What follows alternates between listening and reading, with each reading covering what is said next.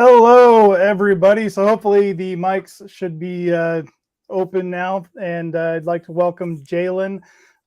She is joining us tonight for this build. And you guys are obviously welcome to join as well if anybody else wants to pop in.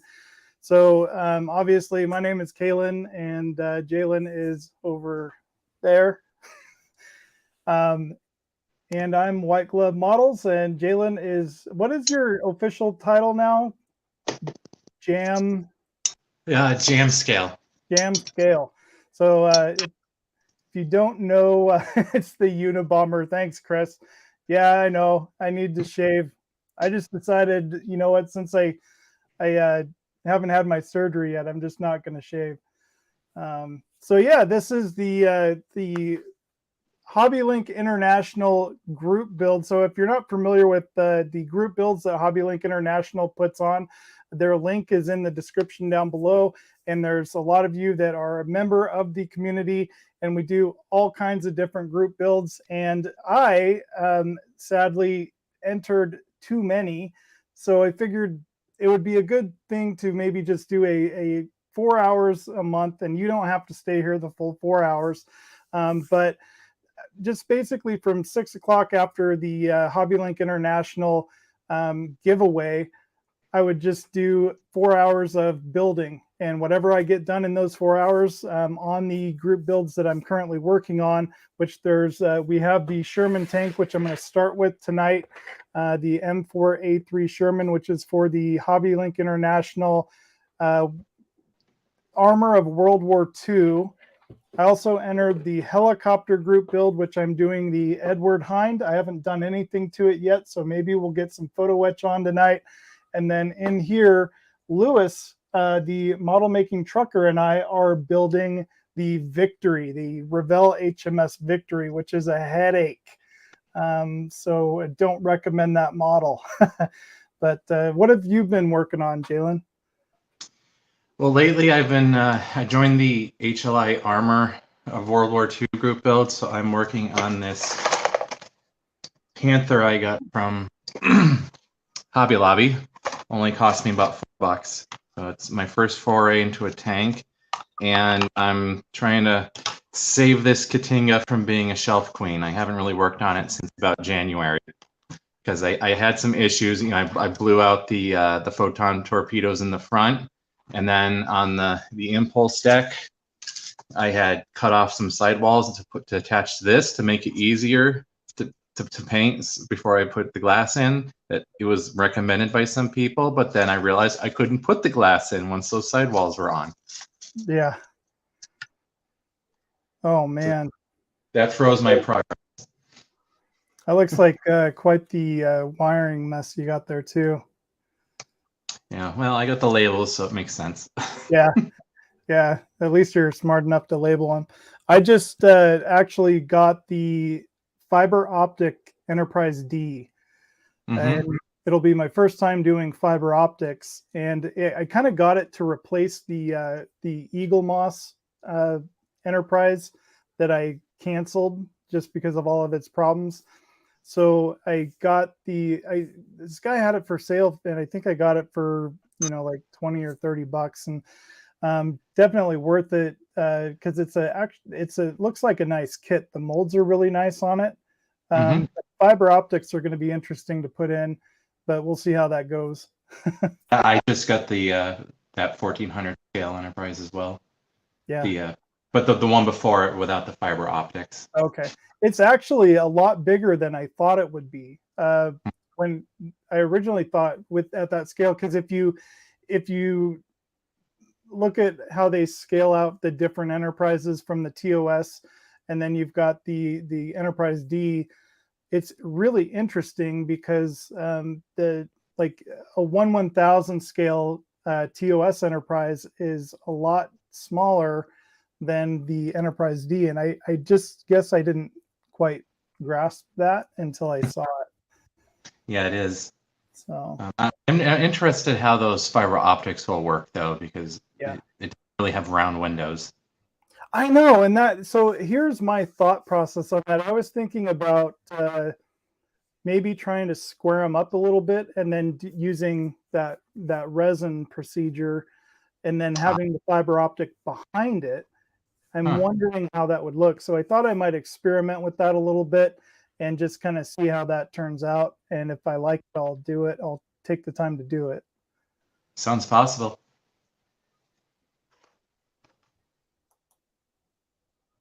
And Sci-Fi Model Shop. Hey, Steve is in the house from the Maker's Cave. Steve, hope you're doing well. I don't know if you're in the shop or not, but if you want to join in on the stream, I don't, whatever you're building, feel free to pop in if you'd like for a little while and join us. I'm going to switch down to the workbench here so I can get cracking on this, and then I'll try to keep an eye on chat as best as I can. You can see the chat too, can't you, Jalen? Yeah, I have in my new apartment, I have my computer right next to my desk now. Okay, great. So I only use it for modeling projects, but in the streaming. So. Okay, cool. So yeah, in between the two of us or anybody else that might join, we'll be able to kind of keep a better eye on chat. Yeah, you probably wouldn't want to model from the car, Steve. Yeah. I'm going to try something new here too. and put on some background music. I don't know how this works. Like, it's going to play like the same song over and over again. Let me try something real quick.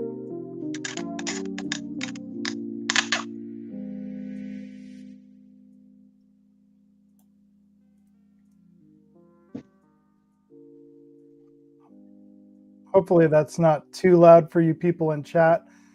Let me know if you can even hear it. Oh, wow, those wheels are staggered? Yeah.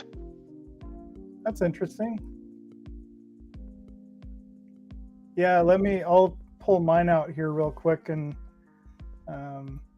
I've got some of it done. I just there's a lot of cleanup to do on the figures, because mine came with, so originally it said it comes with 3 figures, with these guys hanging out here, but there's actually 5, because there's 2 guys that are inside, and then with the actual molds or the sprues, there are loads of extra parts, so you end up with like 12 figures because they double up on the sprues, which is really interesting. It builds up pretty.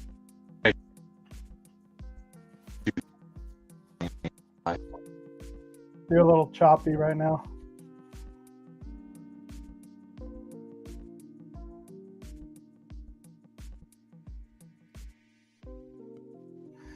Oh, so the fiber optic Enterprise was made by AMT, and I don't know, it's an old one, back in the 90s, wasn't it, Jalen?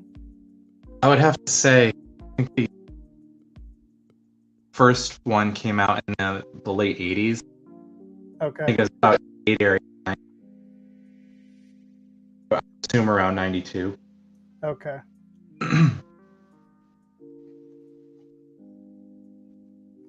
I'm going to change cameras and then get down to the workbench here. For those of you that have popped into chat, I have my spray booth set up with a camera, so if I end up having to flip over to do some airbrushing, I do have it set up so you guys can kind of watch any airbrushing that might go down tonight. Not really sure what all is going to happen, so because I'm going to be here till 10 o'clock my time, just trying to crank out some work on these builds.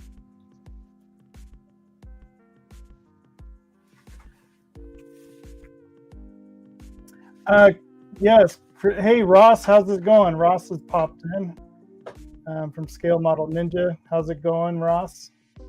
Good evening. And Chris was asking, do you have a styrene sheet for that tank? I do believe it came with the styrene sheet, but I robbed it for another build. But I do have some extra styrene because I managed to pick up some styrene, the evergreen styrene. I must say that the Mobius 132 flying sub has the most vague instructions I've ever come across. Oh, Steve, I bet. Okay, I thought about Eagle Moss parts kit, but stayed away with the issue on them. Yeah, I dumped the Eagle Moss Enterprise just because it was not what I was expecting.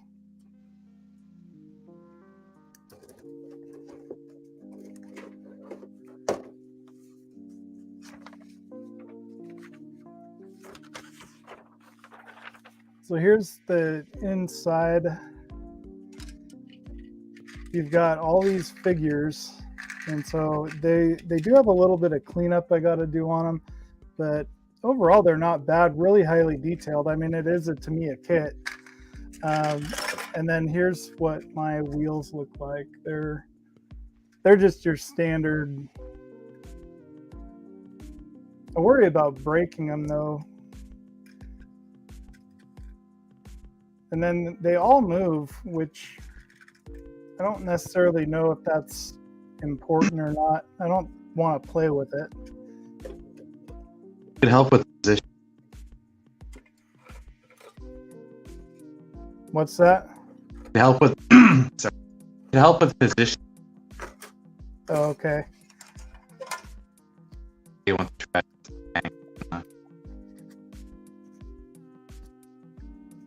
Hey, Kenny. And Kenny's back. How's it going, Kenny? Ah. Okay. Yeah, I haven't looked at this in a while, so I know I've got all these little boxes, ammo boxes and stuff. There's loads of them, and I only think you use about 4 of them on the entire kit.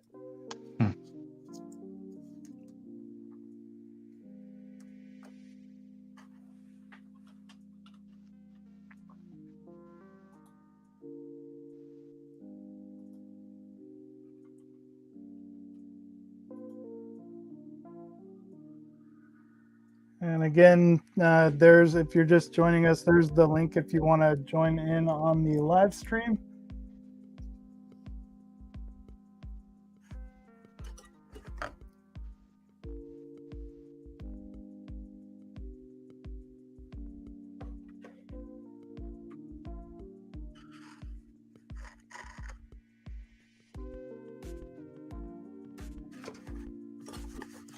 Yeah, I'm pretty sure, Chris, that I stole the extra styrene sheet out of here for use on another build that I was working on.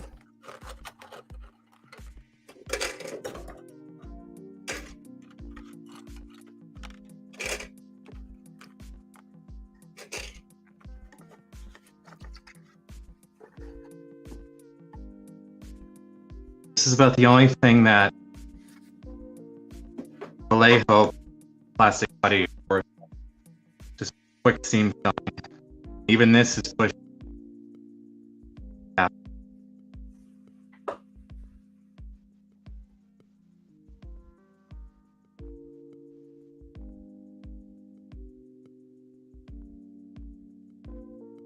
Do you get your Q-tip wet when you do that? It depends. For if there's a large surface area without a lot of detail, I can swipe it real quick. With dry Q-tip, go up more. Yeah. Or some that.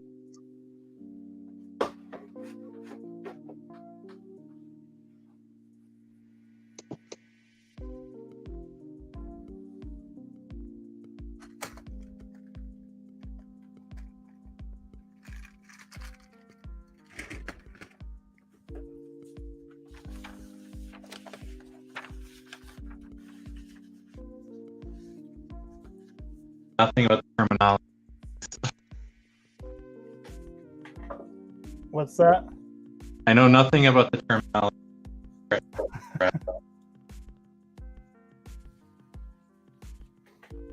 I don't know what a sponson plate is.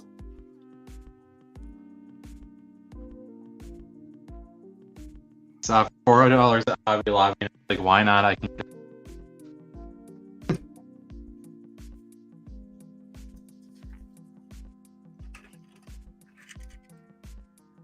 I think my little dudes can go away.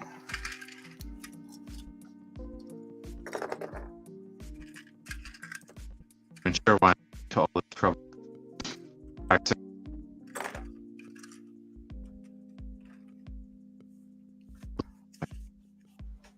wonder if it's the music. For some reason, you're really choppy, and I wonder if it's the music interfering with me hearing you. I'm going to turn it off and see if that's better. How is it now? Oh, now I hear you just fine. Oh, okay. It wasn't affecting you at all.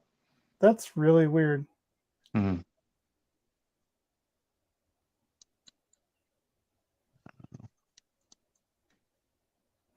Okay, so he's saying if you click the StreamYard's link, Kenny, it'll let me know that you're joining in, and it's really easy, supposedly.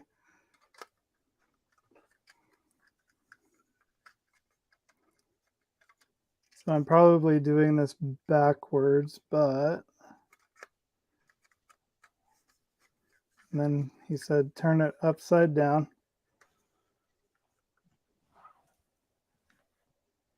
Yeah, it does it automatically for you because you'll be joining off of my StreamYard's account, Kenny. So all you do is you click it, and then I have to add you to the stream, and that's it. You're in. Yeah, I'm just using my phone. I clicked on the link and got right in. It's just like Discord. So he says, see the open space above the tracks? That's the sponson. Okay, so that huge gap that is right there. So that's why they gave you so much extra styrene, because they put in a huge piece of styrene. That might not be a bad idea there, Mr. Chris. Yeah, I think I'm going to leave this gap because wheels are just too in the way. Yeah. Yeah, so this is my first tank build as well. And I'm actually really enjoying it. It's kind of turned me on to tanks. And I have the Tamiya Challenger 2, which is massive compared to this tank. And I can't wait to build it, but it's going to be a little ways down the road. Sorry. I just need to figure out where I'm at on this, because it's been, I think the last time I worked on this was in January. Wow. Okay. Yeah. This year, I'm telling you, this whole year is just cruising by. Mm-hmm. It is indeed. See, I added a note here on B11 and put later, and I don't know why I wrote that.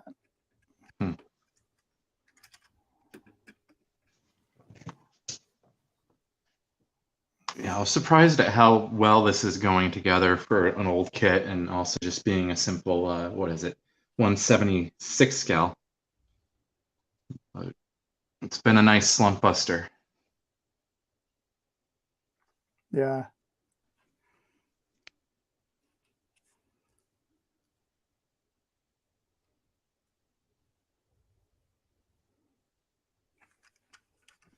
B11.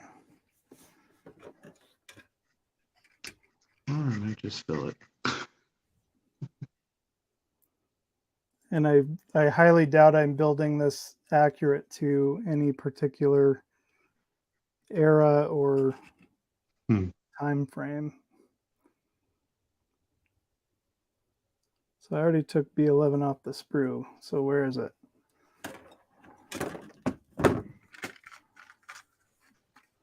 It's in this pile of junk.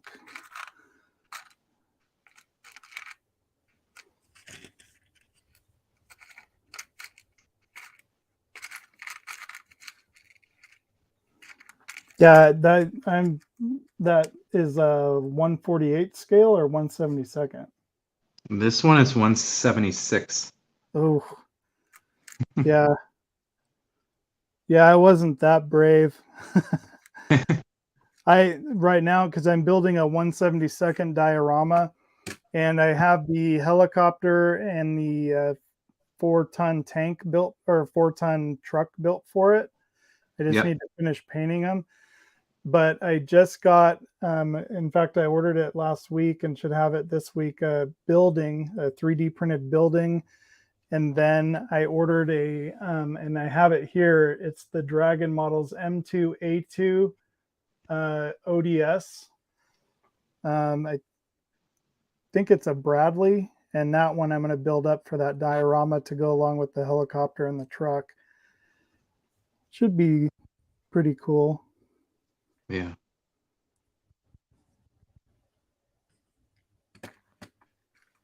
Yeah, we didn't plan for us to both be working on tanks. Yeah. Just worked out that way. It did. Anything to avoid doing the hind, because that photo is scary.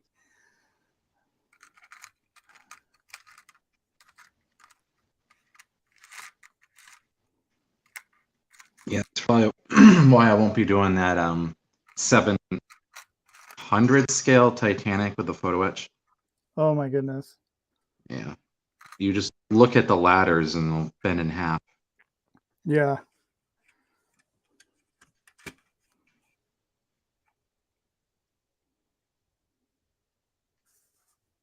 But that being said, I'm addicted to photo etch. I have photo etch for pretty much all the kits that have them. It's real nice for like car models and stuff for detail.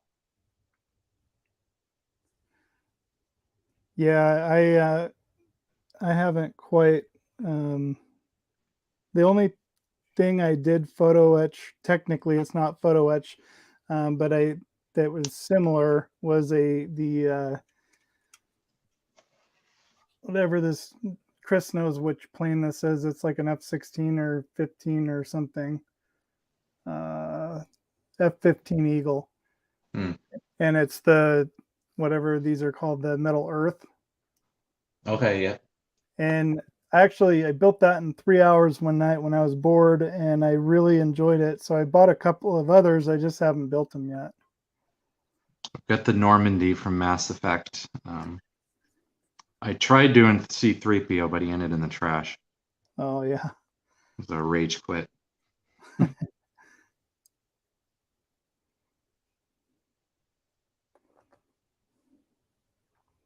They're getting pretty complicated with those. So, some of them even have paint shops now. yeah, I saw that. Even at Hobby Lobby, I wish they would go on the 40% off at Hobby Lobby, but I understand why they don't. Yeah. But yeah, they're like totally painted up and everything.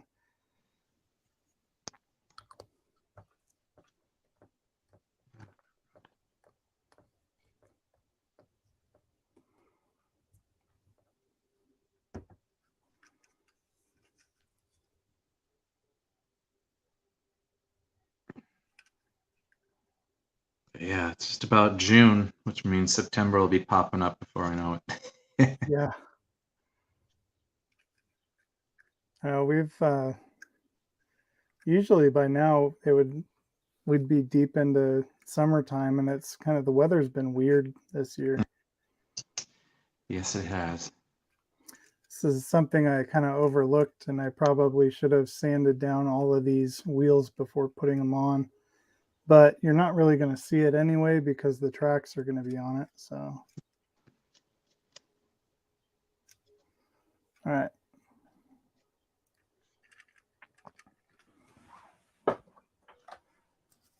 So B11 is done.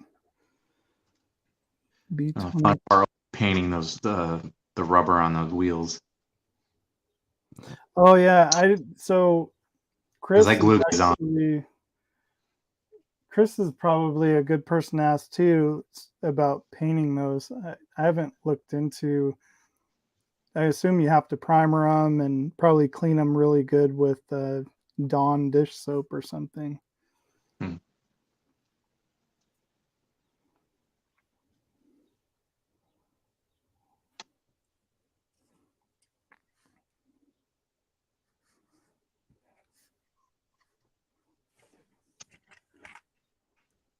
These are the tracks it comes with, the little rubber bands. Yeah, that's what this one has. Yeah. But on this size, you can't really do anything else other than maybe photo etch.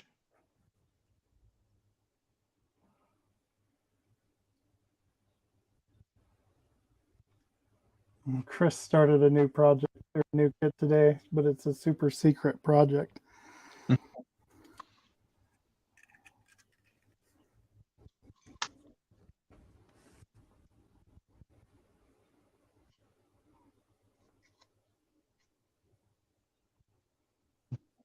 Okay.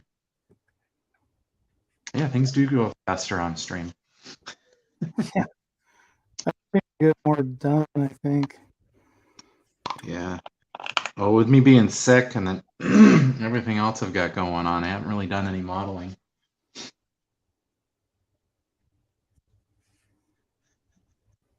Yeah, I think that's it for now for that thing. I don't remember if I glued these on or not. Nope, I didn't. So that'll make that easy to paint.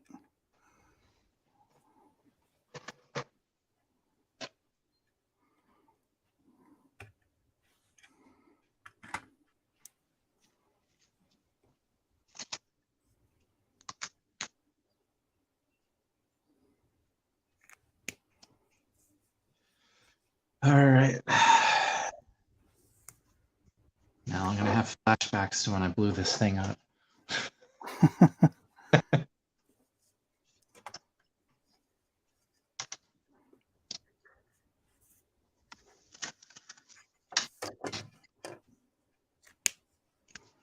It wasn't so much the photon torpedoes that were holding me off. It was actually that impulse deck that kind of slowed me down. Plus, I have to strip the paint on it. So I painted this with the clear red, but then I dropped it, so I made some marks. Oh, yeah. Although I could just sand that top part off and polish it. Did you just use the Tamiya clear red? Yeah. Yeah, I like that stuff.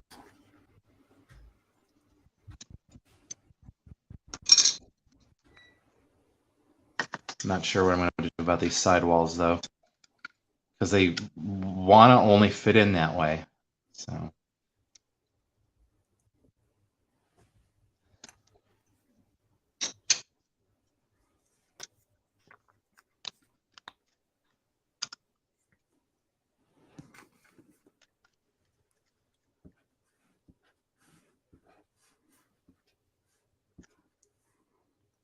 I know I made those. Where are they?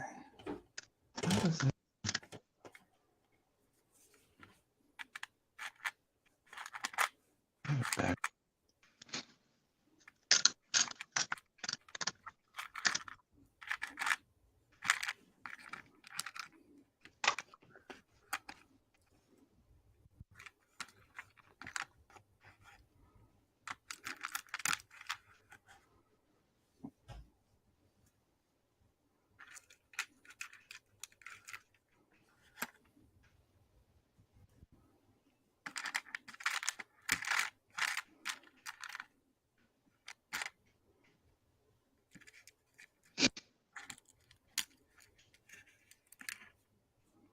Is that only for Kalen's tank, Chris? About the drive sprockets?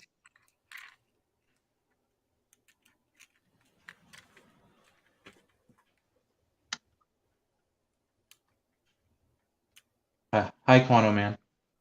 Hey, Dan, how's it going?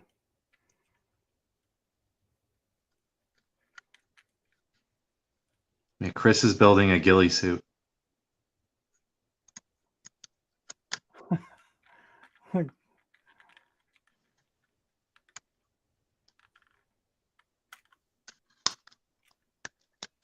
Yeah, I think he meant the sprockets. You need to remove them to install the track. That, and I think it would help with painting and all that too. I still don't know how I'm going to paint back in behind all of these, but I'll figure it out. Gotcha. You have to stretch the rubber bands.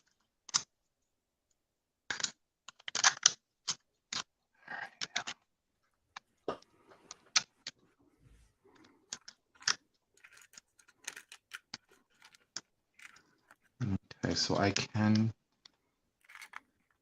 Am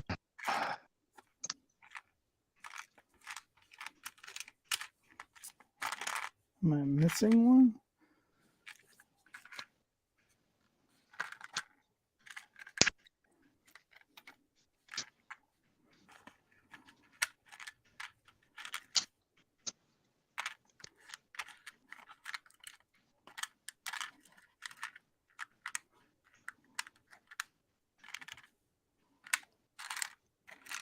Nope, there it is.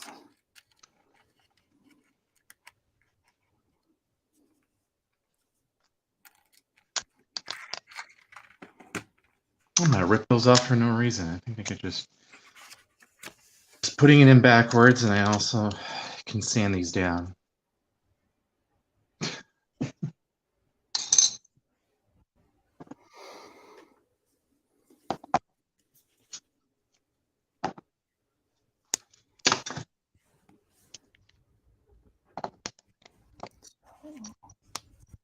Wow, it got windy here.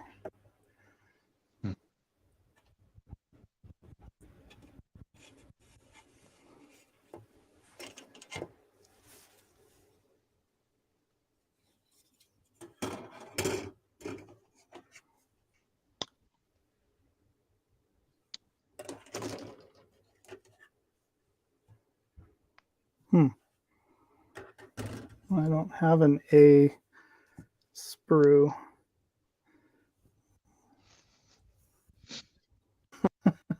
Oh. Did I already do this? Maybe I already put them on. Yep. Okay, I'm being extra special. So yeah, I already put those on. So those are done. I don't know why I didn't mark all this as I went along.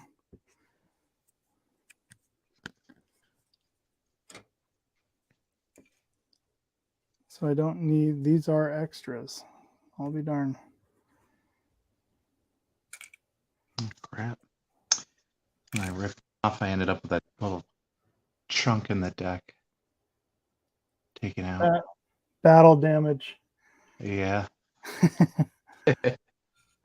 I was gonna order the metal tank for, or the metal barrel for this, but I don't think I'm going to.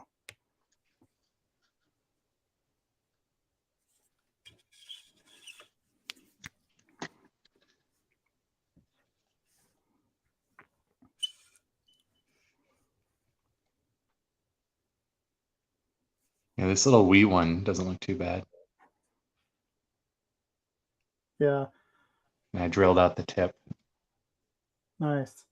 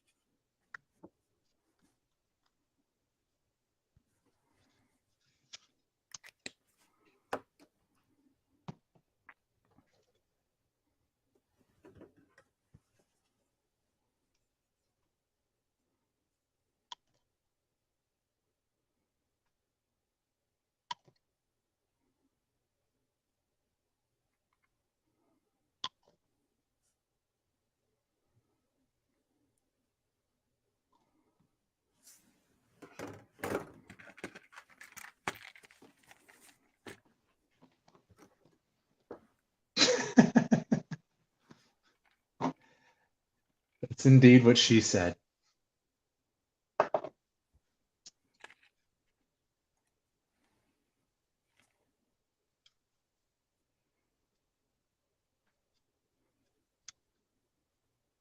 Oh, crap.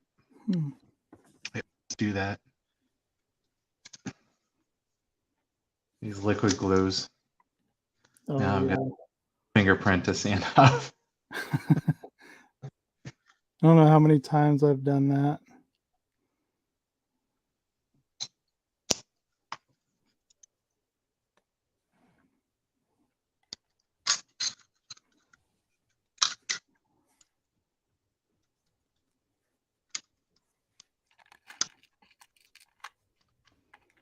Yeah, I wonder. So Shu left pretty early, but I think he had like a whole plan of stops and stuff along the way. Aha. Okay. So they're like a hair off. Now they fit.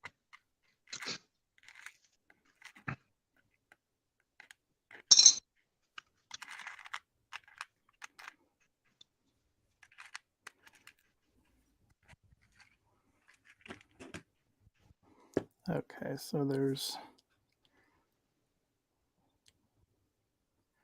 Okay, I see. So there's two different styles of lights. These goofy ones go on the back.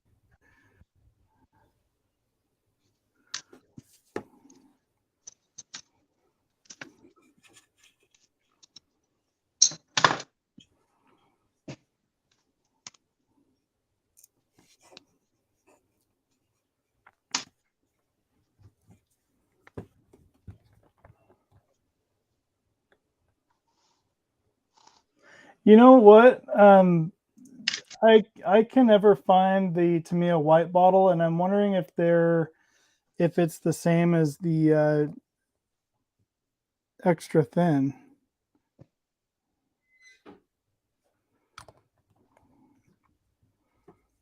Because all I ever see are there's two different green bottles, and then there's a orange bottle, which is the thick stuff, which I think I have used that once.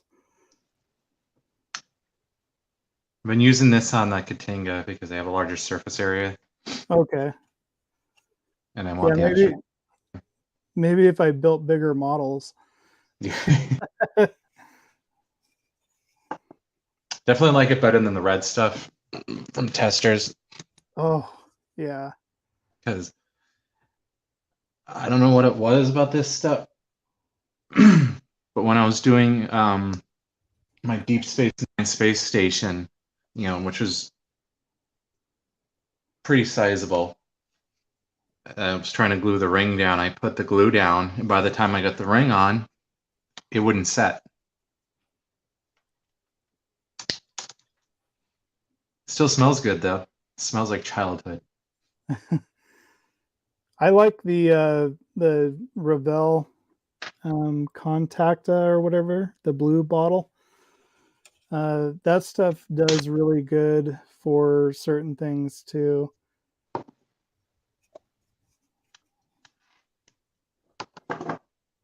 I've also used the Plastrec Bondine a lot. Phil Siegel, Spruverse, uses that, and he really likes it. I'm pretty sure it was him that was using it. But now I got a lifetime supply. Yeah, because that's all I've been told, that all Tamiya extra thin is MEK. Mm-hmm. Well, the Tamiya extra thin also has acetone in it. Okay. Got to bite into the plastic a little differently. Plus, it has little different mixtures, so it doesn't evaporate as quick. Because the straight up methyl ethyl will flash off way too quick. Okay. Yeah, it's funny because back in the day when I was just out of high school, I was still in high school during the summer. I did flooring with my dad, and we used MEK for everything. And I mean, we'd wash our hands with it, and then like they come out later and saying that you can't get it on your hands because it's bad for your liver, for everything. But we didn't care back then. Everything's bad for you where you live. Yeah. But I use this, what I had left over with some of my Bird of Prey green plastics to make some sprue glue, but I'm not really impressed with it. Because the sprue glue, the sprue glue can tend to cause bubbles under layers, and it doesn't seem to fully cure all the time, but then other times it'll be perfect. So I'm not sure. Yeah, I made a bunch thinking I was going to use it for filler, and my go-to filler is Bondo, like Kenny uses. Me too. It like because I had bought all the different Vallejo products and this and that, and they all shrunk, and I hated that because you'd have to, like, if you were trying to fill a gap on a wing on an airplane, you'd have to put like 5 or 6 different layers of it down. In the Bondo, you just put one down and sand it, and you're good. Yeah, and you cannot sand the Vallejo at all. No. Plastic is a little more sandable. I kind of use that more for smaller areas, but the Bondo is definitely for large areas. The only thing I have a problem with, I don't know if you struggle with it, is I'll have something nice and filled, and I'll even do it several different times, and I'll keep spraying over it with primer, and it will still show. Really? I've heard that was mostly if you use a lacquer would kind of melt the Bondo, but I've tried it even with the Badger Stynylrez. Really? and it still shows up sometimes. I know you're supposed to feather it, but Yeah.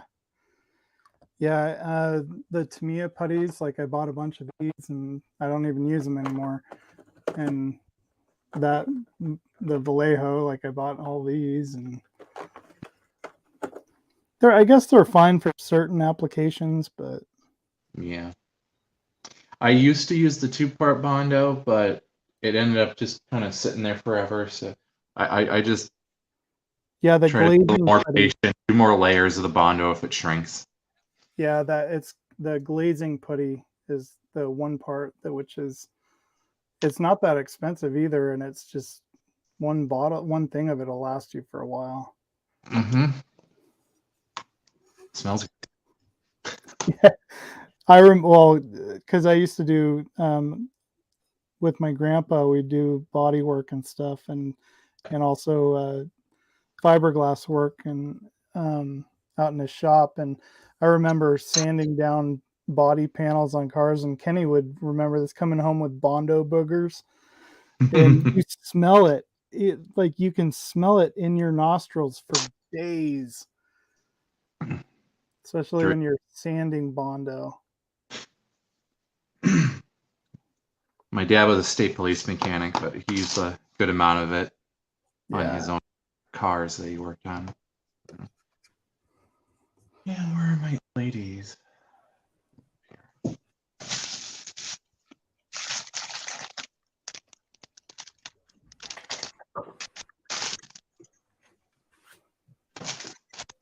All right. Kenny was saying that the Bondo does shrink for large gaps. Mm-hmm.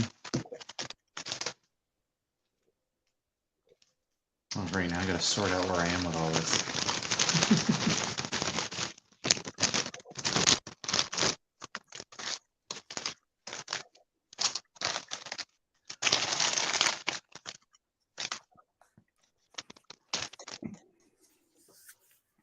I have not looked into any of this since they moved. Oh, Dan, before I forget, the comm badge that you printed, um, my email is in the description of this. It's whiteglovemodels@gmail.com. Actually, I can probably type it in here.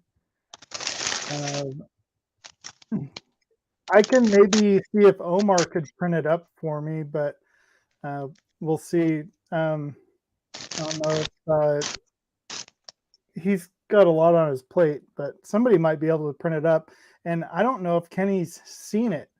So Kenny, Dan, who's Quano Man, on his Facebook, he posted a picture of a Star Trek comm badge that looks incredible, and he's going to make a magnet out of it. It would be cool to have one. I'd find somewhere to put it.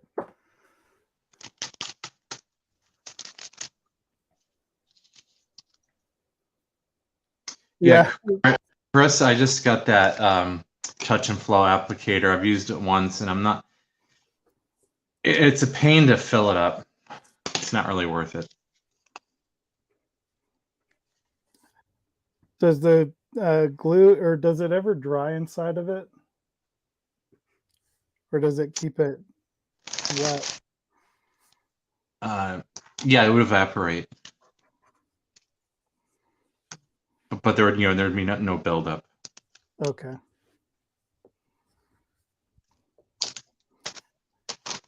What I'm trying to figure out is, at what point do they want you to put the body onto the rest of it? And then Chris, and those of you tank people out there that are watching, in step 6 and 7, it wants you to add all of these tools and little things onto the shell. And would you recommend adding those now before paint, or adding them after painting?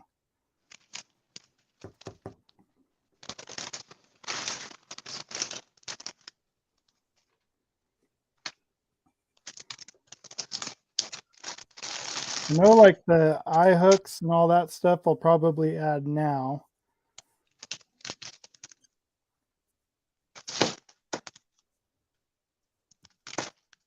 All right, thank you, Dan, so much. And if you don't mind, could I pass that off to Kenny at HobbyLink International? Because that might be, we'll have to give you some money or something, send you some money for your work on designing that, because it's really cool. Shoot, I'd send you $20. At least you could buy a copy. Afterpaint for easy. Okay, thank you.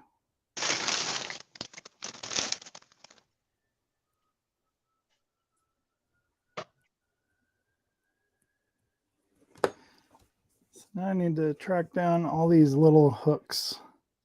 Oh, and that was the other thing. Where are my... Another question for you, tank people. So here's my doors, and they fit in, and they let's see. This one might be for this side. So yeah, if it was closed, it would just be easy to install. But I don't want it closed. I want it open. And when it hinges, it almost looks like it hinges down and away instead of just straight up. Thoughts? Because it looks like if this was to open up, it's instead of opening up straight up like that, it's going to hinge kind of at a weird angle, and then it will be attached kind of like that. So, and then of course they went and molded writing. I don't know if you can see that. Yeah, I'm gonna have to sand that off. Hate that. Oh, geez, that's a stupid place. Yeah, I don't get it. It's becoming more common with kits, I've noticed too. Lewis and I we couldn't believe the fact that on the very top deck of the Victory, they molded the copyright stamp and all that right on the top deck where you can see it. It's like, really? He removed his and did a good job. I haven't taken mine off yet.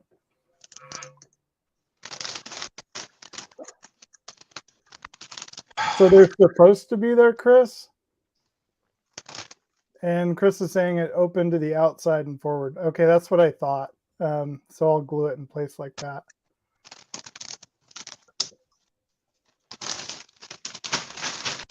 All right, just a second. It's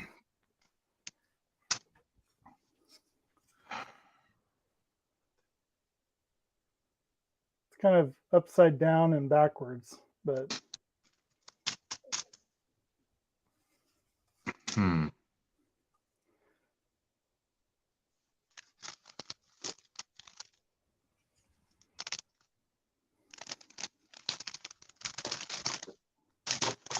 Oh, crap.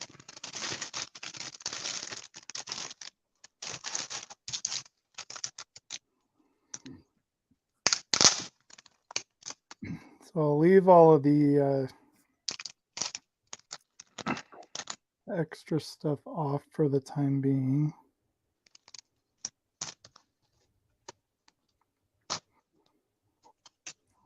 Do need to mount. This was another thing. I think I'll keep this off because it'll be easier to paint.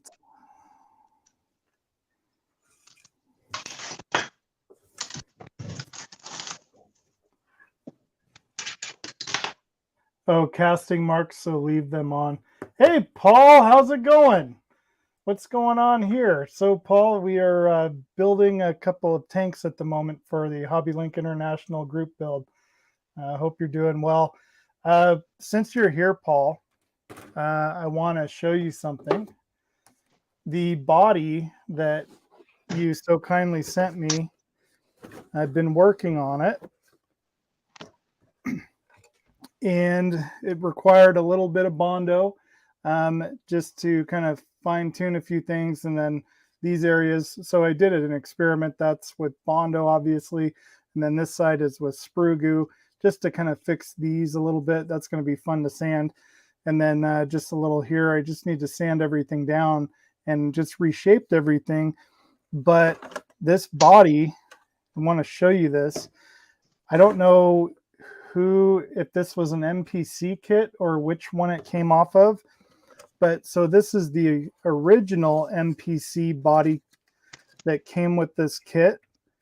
And look at this. So when I test fit all of this, see if I can get that in there. The wheel wells don't line up on mine, on the one that actually came with the kit. And then your front bumper is where it mounts, it's way too far back.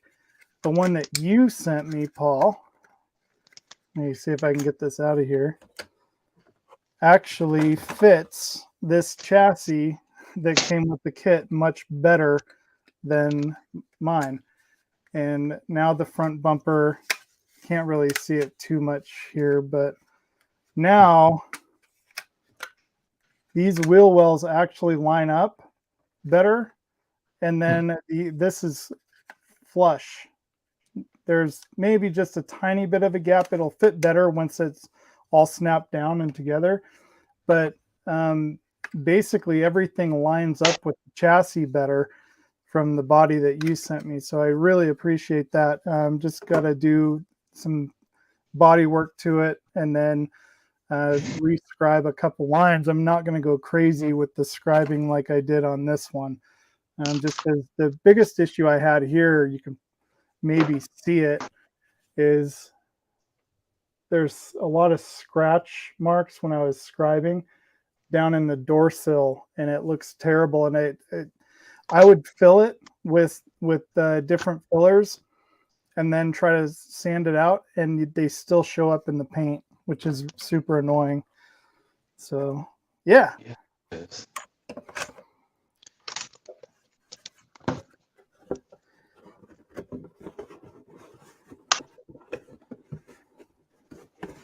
Yeah, I kind of wondered why that body fit better than the one that came with the original kit. And I don't know if maybe the plastic shrunk in mine or what happened, but really, really grateful and thankful for that donation, Paul.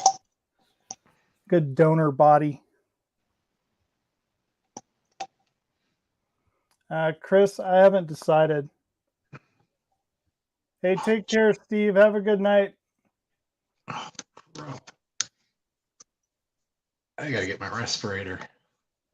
Oh yeah, I hate that stuff. It smells so bad. It's so good though.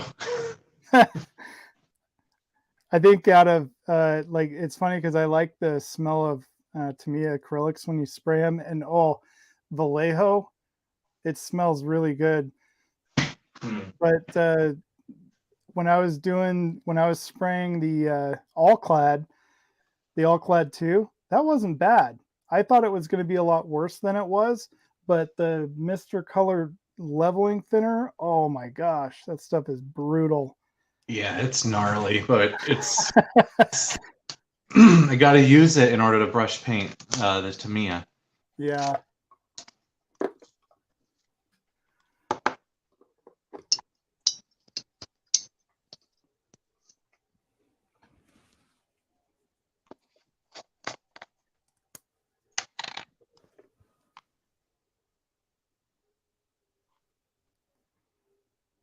My wife is, since I've been in here all day working, she is binge watching the entire new season of Stranger Things. And usually, Out already? yeah, I guess on Netflix. And I don't know. It's like I watched a few minutes of it with her, and I was like, I'm just lost interest in the show. But it looks, if she's still watching it, which I can hear she's still watching it right now, then it got better. So, because if it was if it hadn't have gotten any better, she would have turned on something else. I'm surprised that Netflix didn't change the account sharing yet, just for that. Yeah. I only have it through my aunt because Netflix doesn't have anything that interests me anymore. Yeah. When they had the Marvel properties and like Marco Polo and stuff, I really liked that, but there's nothing. I just usually watch 80s, 90s, and 2000s sci-fi TV shows over and over. I have really enjoyed Strange New Worlds. Picard was a little hard, but Discovery just, I don't know. I know you like Discovery, I think, right? Yeah, it has its moments. I almost signed. I temporarily signed off of it on the last season, but it did pick up towards the end and actually got pretty decent. But the same thing with season 2. It picked up at the very end, but that's not how you keep people. No. Yeah, a lot of it was just kind of going down a path I just couldn't buy into it. But I do love the whole return to the, TOS style of writing that they're doing for Strange New Worlds. And I like the actors. I love all of them. They're great. The only one I struggle with is Nurse Chapel. She because she's so different from Nurse Chapel that we all know. Well, I look at it as because she's new, And younger. she's a better actor. Well, that too. I mean, but you can't go up against Majel, but although Rebecca Romaine does. Yeah. So yeah, and I was uncertain about the Doctor at first, but I really like him now. Oh, I like him a lot. Yeah. Yeah. He's good. That was a neat way to keep a Doctor without getting was it boys? Yeah.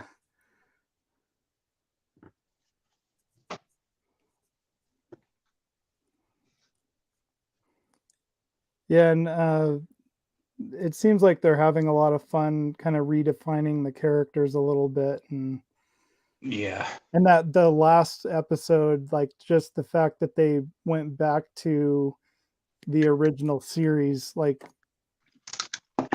and a character that you aren't familiar with seeing since basically the original Star Trek, was really cool. But you still, like, we don't actually see them. Right. It gave him a lot of mystique. Yes. Whatever that word is. Yeah, it'll be curious if they revisit with the Gorn. Trying to think when the first contact with the Gorn, if that was with Kirk or not. I think it was with Kirk, and I can't remember the episode. Trying to think of what it was. Arena. I think it was called Arena. Yeah, I have the poster on my living room up above my entertainment center. Kirk versus Gorn. Will Kirk be here today? Gorn tomorrow. Nice. The fight poster.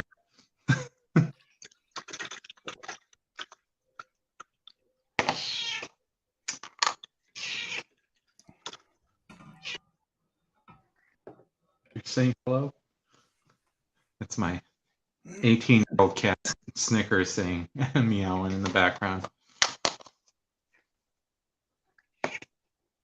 Oh, and Steve's heading out. Take care, Steve. You're probably already gone, but thanks for joining me. You have a good night.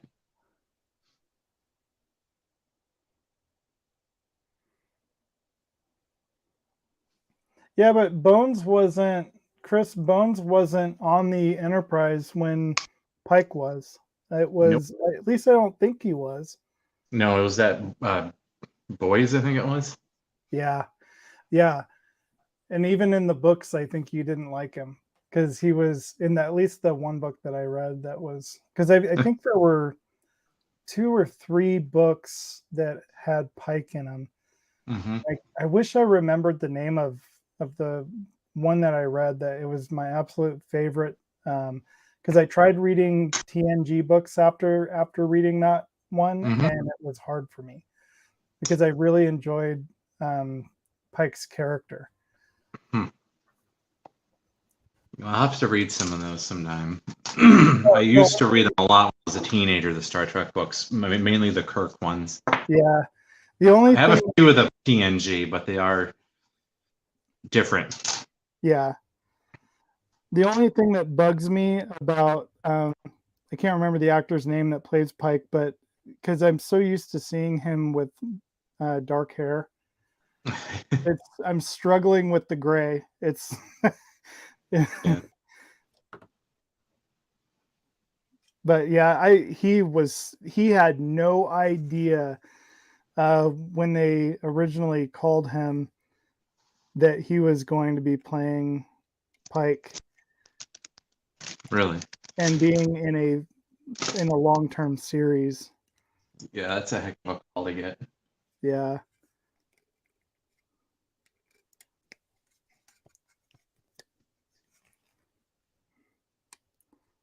What are you doing on my bench? you never get up. Well, okay, you're losing your sense in your old age. Get up there.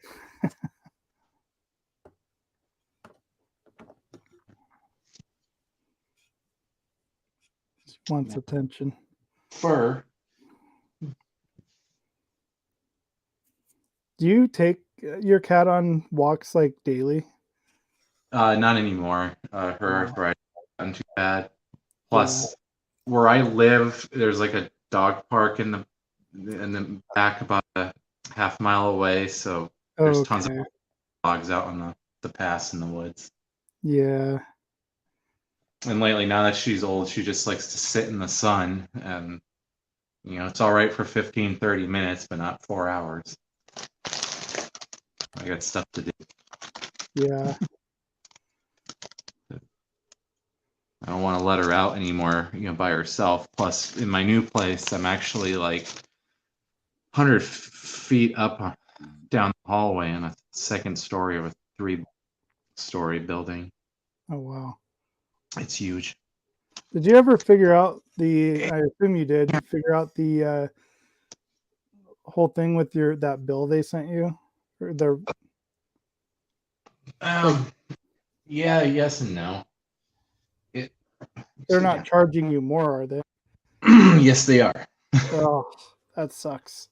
But that's the problem with subsidies, I guess. This is my first subsidy.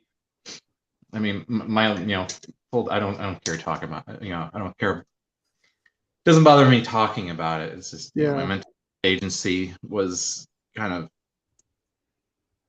I had an occupancy agreement with my last place. Yeah. Since I became disabled. But so this one, there's a lot more hoops to jump through because it's just a regular subsidy agency. Yeah. It's like a delivery service. Shoes, Wawa sandwiches from Walmart. It's Wally World. It's not Wawa. Yeah. I know in Washington, Wawa, or no, it was WAMU, was Washington Mutual. And yeah, we always called Walmart Wally's World. Yeah. But back on the subject of my rent, it was just,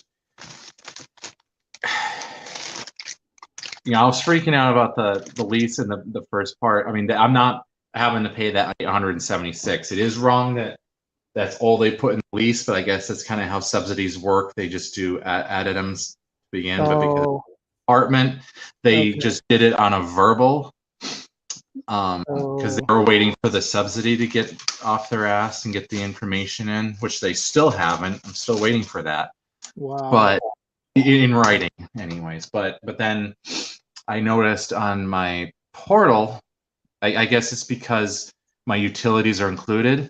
They've upped me from 30% of my income to 38% of my income, retroactive to my move-in.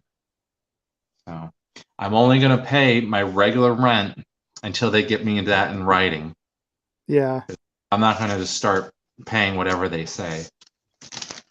I mean, some people might portray me as a fool, but I'm not a fool. I've got my reasons for what I do. Yeah, no doubt. But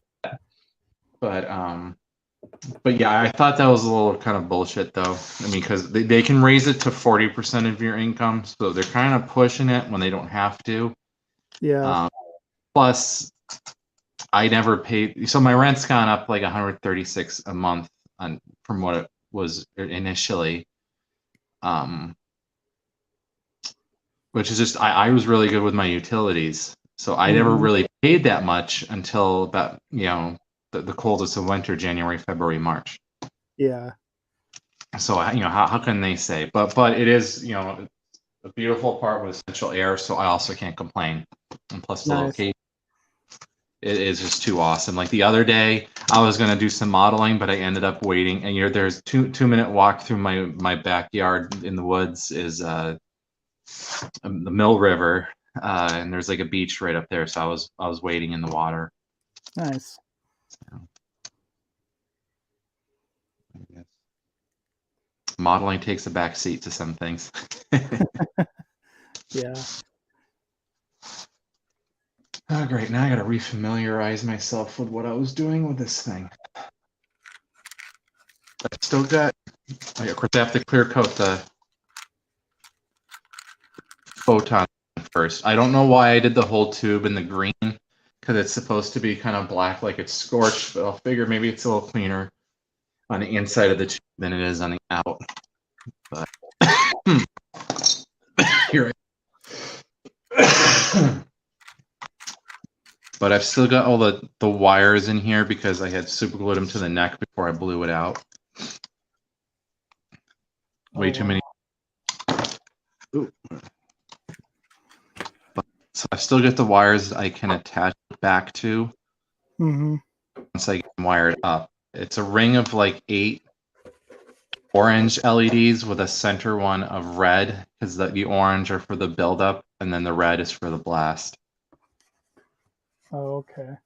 So you kind of have to daisy chain the wiring together, and then.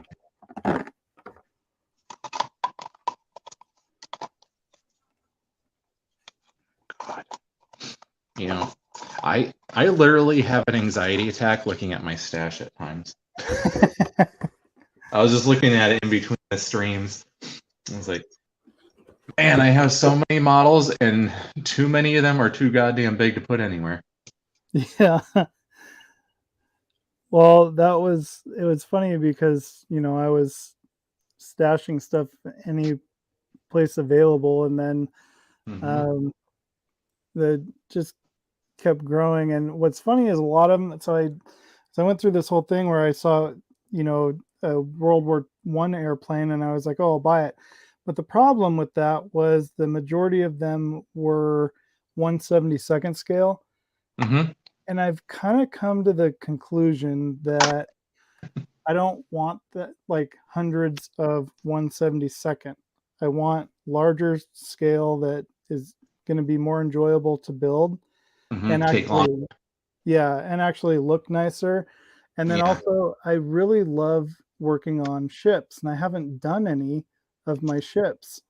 And I want to add a couple, because eventually I want to build up to 200 scale.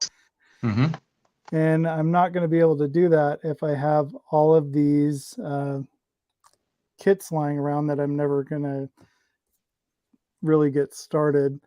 And if I do work on them, I'm going to end up spending years building these 1/72, and I'll never get to my larger kits.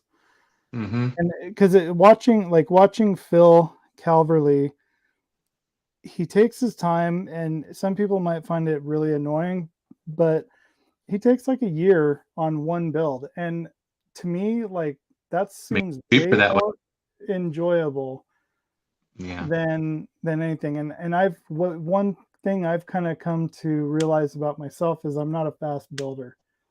And a lot of you have seen that, because it's taken me 8 months to finish the stupid Land Rover. and so, yeah, it's like, it makes it a lot cheaper that way. Yeah, it was kind of funny because I was kind of getting burnt out on a lot of stuff, and Lewis, I kind of reached out to him, and Lewis kind of reignited that passion and that fire just by just taking things one at a time. The stash is a good investment for the future, though. But the only thing I've run into, and this is why I've been selling kits, is there were some that I really felt like I had to have back then, because also you see how they become unavailable, and then when they do pop up, they're for an insane price on eBay. Yeah. So and plus, the aftermarket guys were dying out, so I started buying things up like crazy over the past 10 years. But now I'm running into where that was weird. That was my plastic scraping. Oh, okay. But now I'm running into where now newer kits are coming out that I want even more than those other ones that I thought I really needed. Yeah. So I'm getting rid of the ones lower down in my tier, or trying to. And but I bought so much stuff for them that they're hard to sell, because no one wants to buy the full package. Yeah. But or they don't want to pay what it's worth. Yeah. So I'm very happy with what I have in my stash, because I wanted a nice range of all the motorsports, plus a lot of NASCAR, the movie TV vehicles, and the sci-fi stuff, along with some little bits like the Corsair that I thought were cool just to branch out.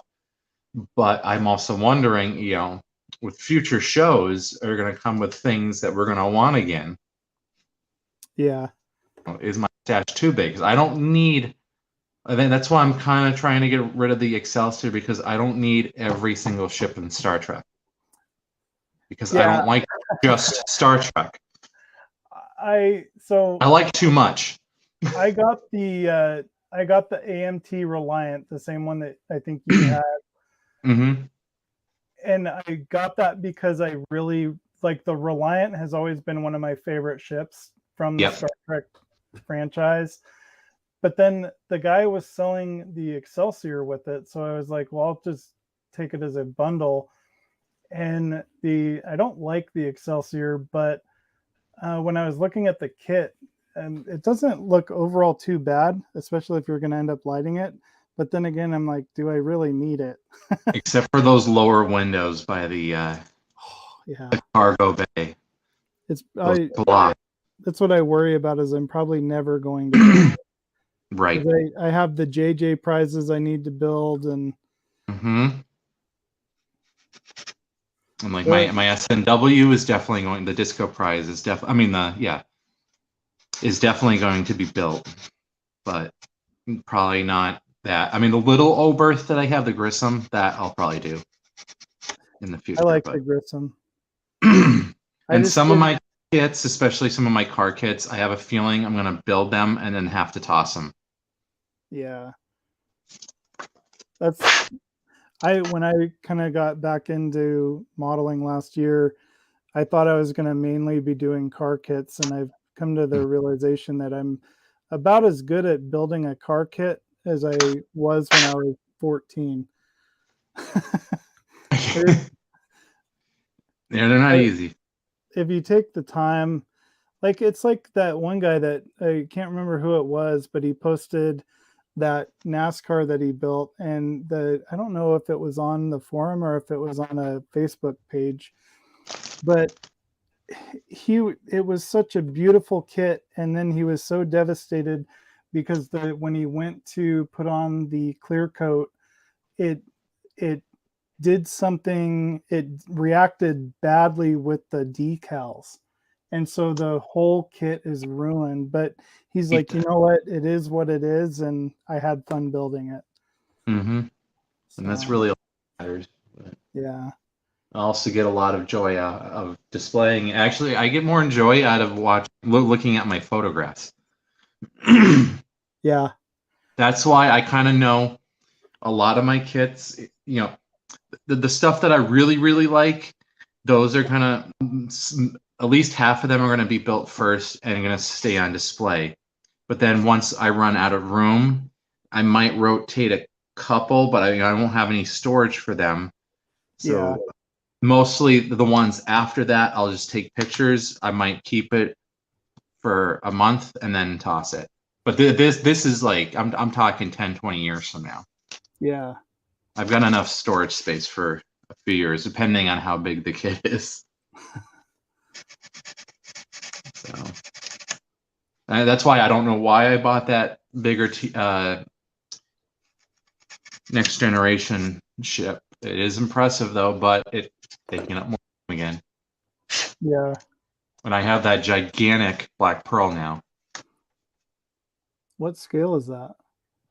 1/72nd, although I believe it's closer to 1/90th, possibly. Wow. Yeah. That is pretty big. It's going to be longer than this Katinga is wide. Wow. And then when you add in the sails,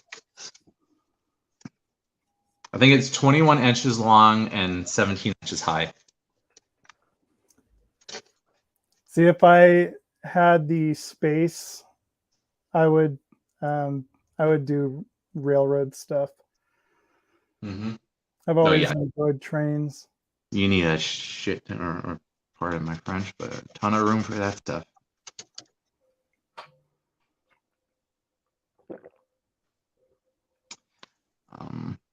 But like I might love Deep Space Nine, but I might end up getting rid of the space station in the future, depending on space. Pardon Yeah. the pun.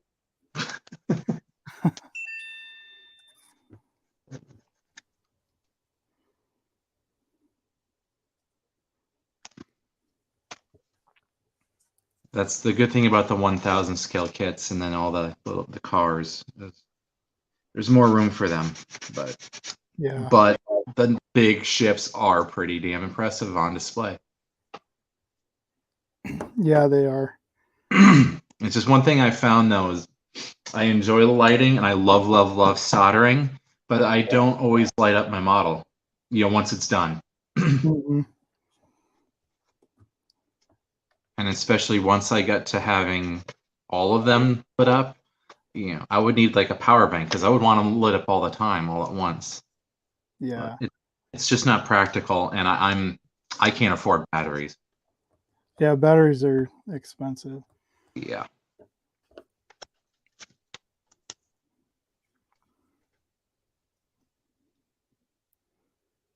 Yeah, if I ever finish the Ecto 1, if they ever send me more parts for it, I have the power mod for that.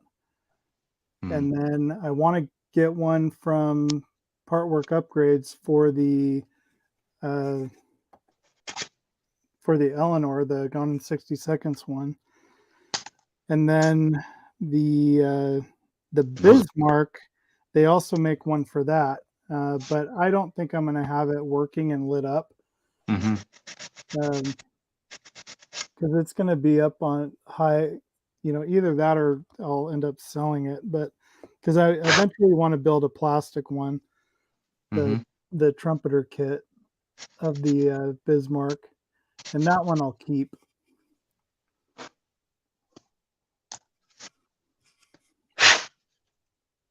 I'll probably be building everything. I just don't know if I'll keep them. The Titanic is one that I think would be fun to build, but only if it was commissioned, because I wouldn't keep it. Yeah, I'm actually really not that into the Titanic. Yeah, I've always been, since I was a kid, I was always more into the Bismarck and when they discovered it and all that. And Mm-hmm. I did build a Titanic when I was a kid, but it ended up getting sunk in our pond. It's just a snotty rich bitch mobile.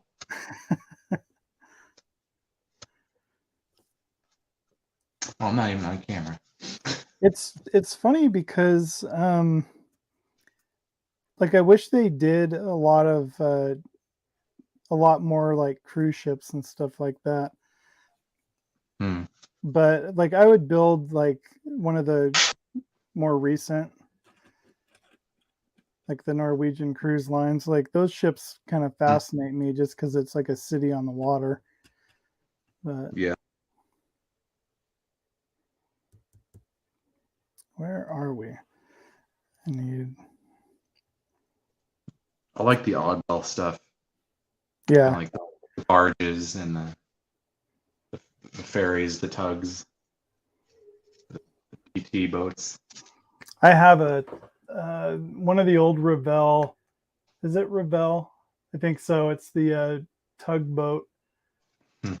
And it is an old kit, but I look forward to building it someday because it's a cool looking little tugboat. Mm-hmm.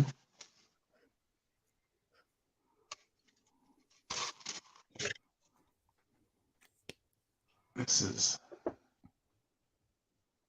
the one seam here I will not be touching. You get some like cabling and stuff, but it's not worth it to me. Dan was saying I solved the battery problem by designing a rechargeable battery pack using components that are the same as you find in a PS4 controller. Wow. Really? Although I leave my PS4 controller plugged in, so. See, Dan, I don't care what they say about you. You're pretty smart.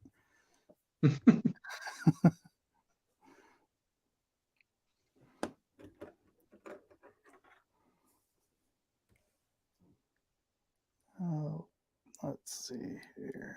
Those are already on. So 29. Yeah, I've seen on Facebook some ads for, like regular batteries, but they're USB rechargeable. Oh, wow.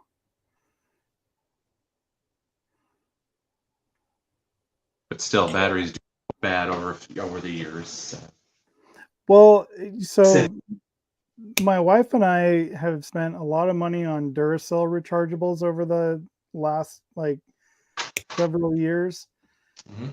And they finally started to die. And then I purchased, and my mistake was I purchased it off of Amazon, some replacements, and they lasted for about 3 months.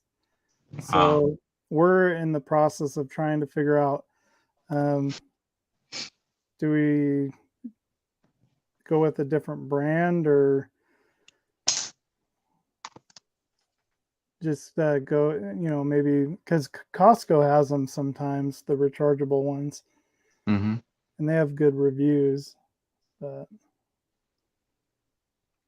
I was watching a video recently where he tested different batteries on these little fan motors. And oh yeah, Tyler Tube. Yeah. And the best one, the Duracell didn't do that great. It was Harbor Freight. The Harbor Freight batteries did the best. Yeah. And the Amazon surprised me. Oh yeah. Yeah, that guy cracks me up. I've never seen his videos before. I just came across it for that. That's funny. Yeah, I'm subscribed to him because he comes out with a new video like every Friday, and it's always fun to see what he's up to.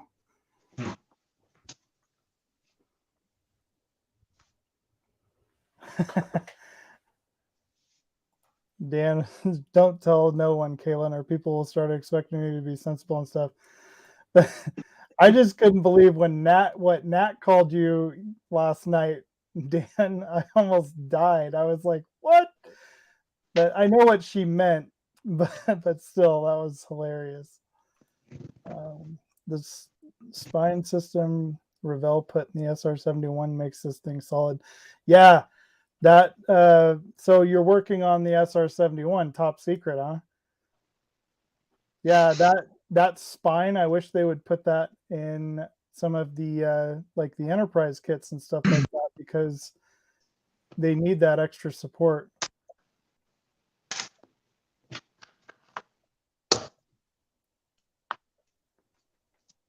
The CIA will be over to knock you off.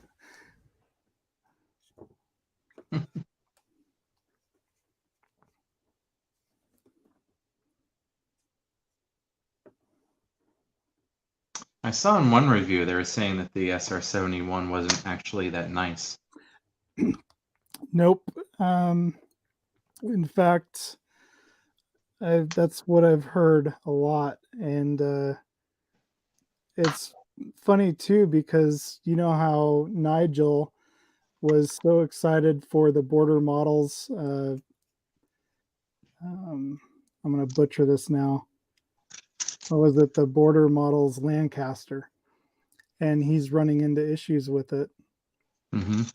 And it's like, that's too bad, but you know, I mean, I guess it is what it is, and everybody finds their workaround for it. I think that's what makes us better modelers in the end, is what we end up putting into our actual kits. Right. And that sometimes those bad kits can be more rewarding. Yeah. Well, it's like because like, you know, I just said I don't want to build a whole bunch of 172 scale little tiny planes, but in the long run, yeah, it's like, but I don't need 100 of them, maybe like 5 or 6, and then in between those, you know, build the larger kits that will be more interesting and I can put my time into. Right.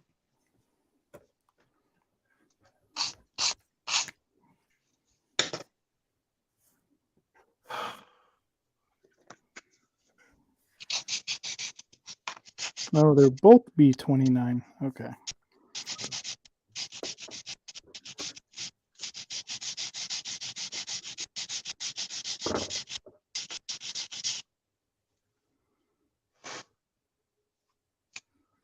Might as well.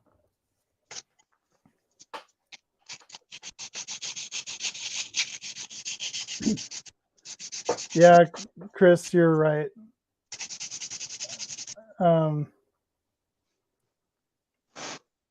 Because it's everybody has their own opinion on things, and it's also you know, like even, you know, with anything, everybody has their own perspective of it, or whatnot. So somebody can say a model is totally crap. Like, I will sit here and tell you till I'm blue in the face that the Atlantis B-24J bomber Buffalo Bill is a giant piece of crap, and I will never buy an Atlantis kit ever again because of it. But then you have people, like I have loads of people tell me, oh, the Atlantis kits are amazing. And so it's just, it's all about perspective, I guess. And Or the repops. yeah. Get a Tom Daniel kit from the Groovy Raider that they repopped.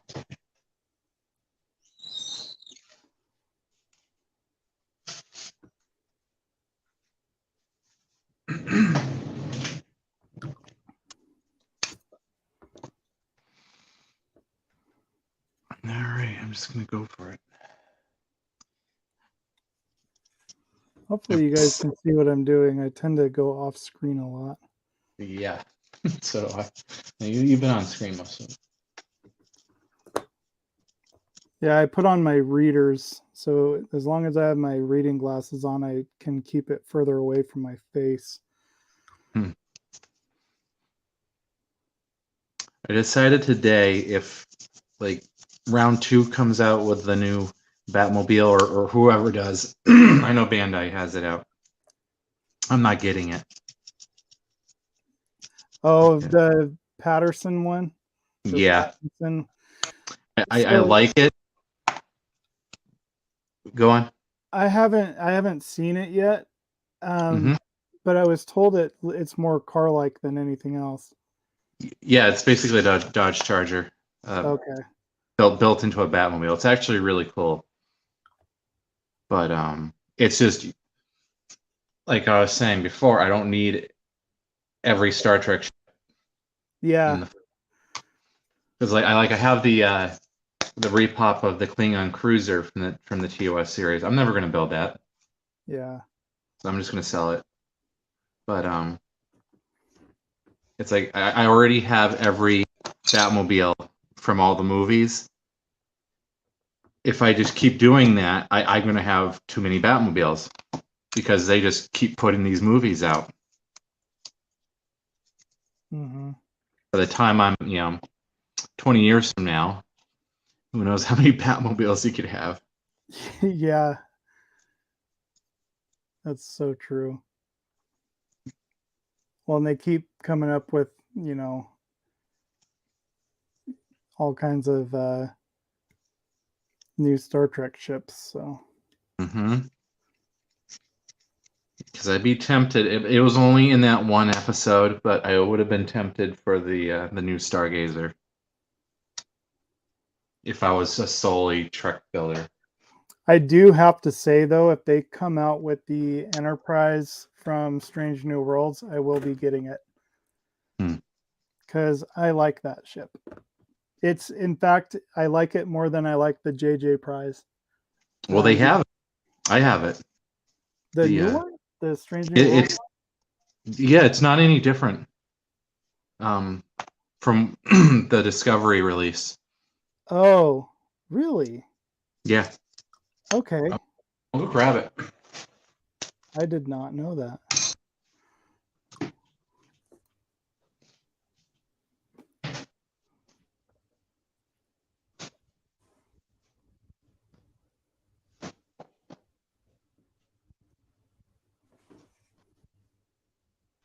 The only thing they changed was they made it more of a blue color Uh huh. rather than the pewter that they had on Discovery. But Okay. It it's is. good. It's Good. I'll be darned. Yeah. So they could just use that same one and just Mm-hmm. have you do different color codes on it. Yeah, let me see. Looks like a nice kit. Of course, who knows when I'll get to it. It's another thing that gets me is like I had to buy aftermarket decals from I think it was Federation Models through I forget the company that made the decals, but PNT. But I have like the PNT decals for the TNG ship, the Enterprise D, and I have a creation decals for the Battlestar Galactica, the new one, from the thousands. But it's like I'm unsure how long those will stay good. Yeah. So that's making me want to build those sooner, even though I might not want to. Yeah. Yeah, it's a decent size for a 1/1000 scale because they blew it up. But there's my hand.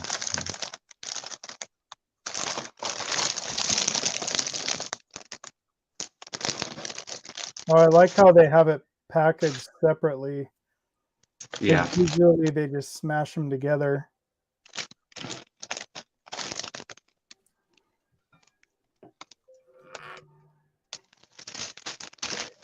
Yeah, I know that Excelsior I have, it's kind of hard to close the box on some of those kits.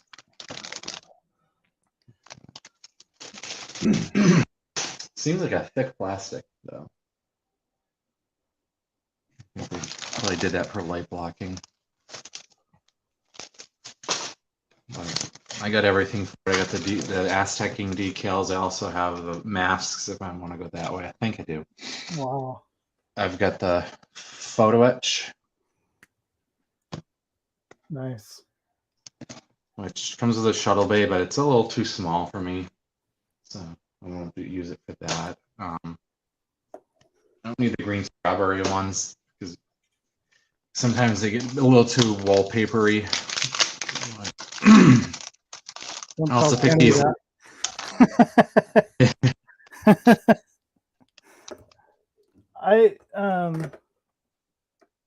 Oh wow.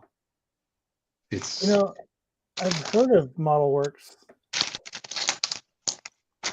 I've Do they do noticed stuff for ships too? just sci-fi. Okay. And I believe they've gone to just selling files now. Which doesn't help someone like me out. I mean, a lot of their stuff is designed well, but their quality control wasn't really there. Yeah. Like they don't fully clean up like the support areas, which is fine, but like some of the detail on the saucer that they provide is a little questionable. And I think this kit came out fine, but on my Excelsior, there's some parts where there's some like pitting and stuff. And for a 3D printed part, it's understandable for a resin part, but not for a 3D resin printed part. Yeah.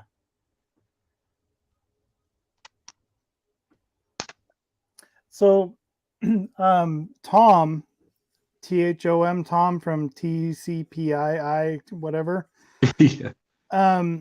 He sold me a phaser that he printed out, and it's the type of printer that so it has lines in it. Mm-hmm. What do I fill that with, or do I just need to sand it down smooth? Probably a combination of either. I know Kevin would be the one to go to about that Okay. because he does that with all his figures.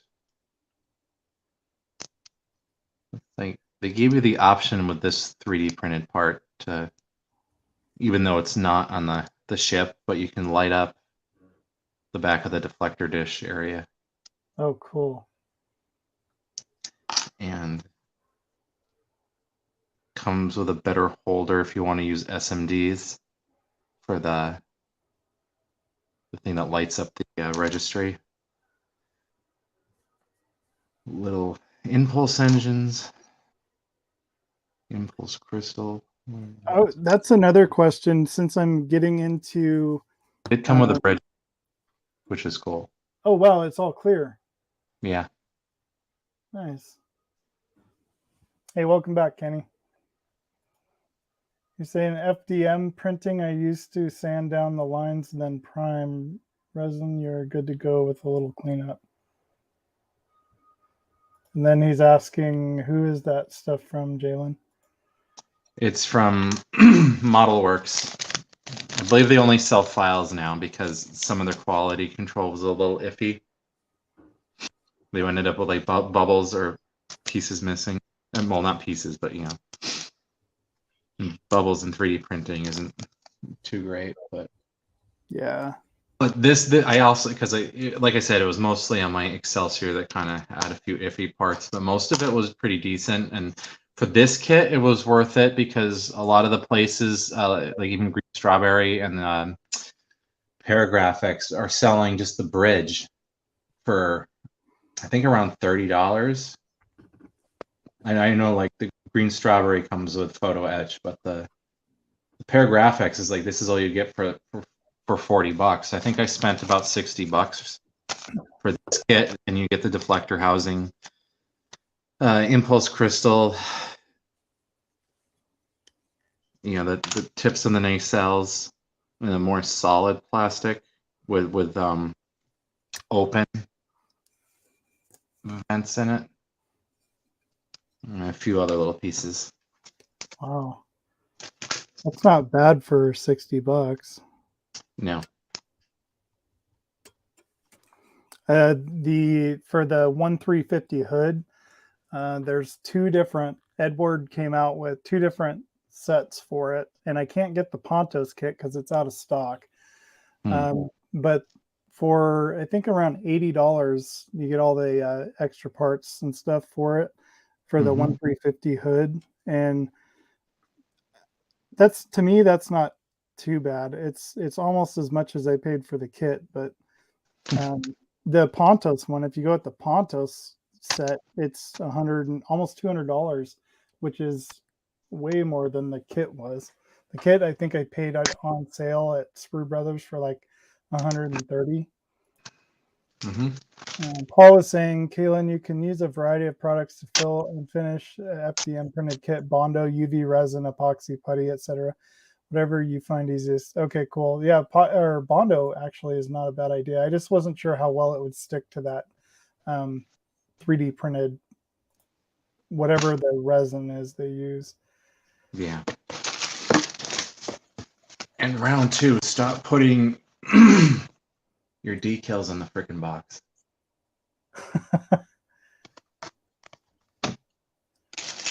Wow. I like to keep the boxes while I'm building the model. I don't want to tear them apart. It's on the outside of the box? Yeah, all of them come like that. That's stupid. I'm just going to say that right now, round 2. Don't do that. I mean, if they did both, you know, including it in the instruction manuals as well, it would be one thing. But yeah. And a little Dickle sheet. Dickles. Dickles.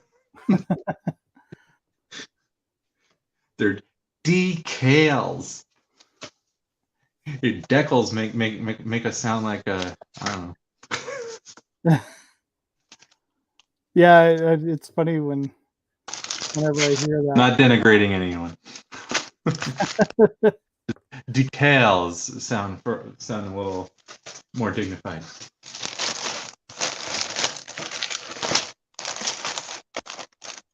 Yeah, it's nice, Kenny.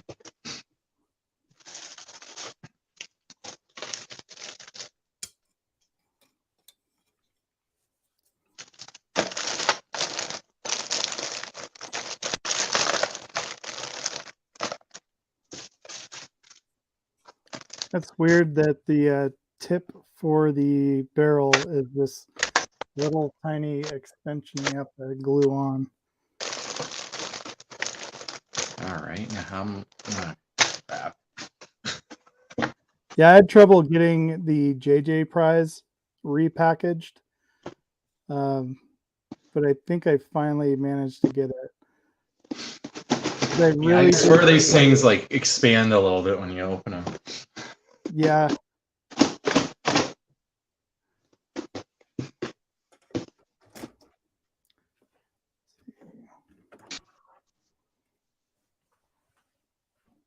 I don't know for sure, Gilly, but I'm not getting it. I have the little Bandai one, which is enough for me, but of the Razor Crest, but I think they messed up not putting an interior with it after coming out so late after Revell.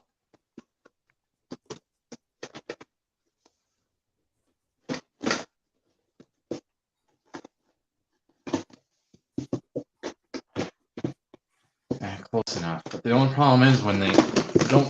It's pretty much closed, but it's just then you're worried about when you're stacking other kits on them. Yeah. I don't have anything stacked on top of my 2 JJ prizes because I don't. That was a really fun build. Yeah, and I watched Alex build his as well, and you could tell he was sad when it was over.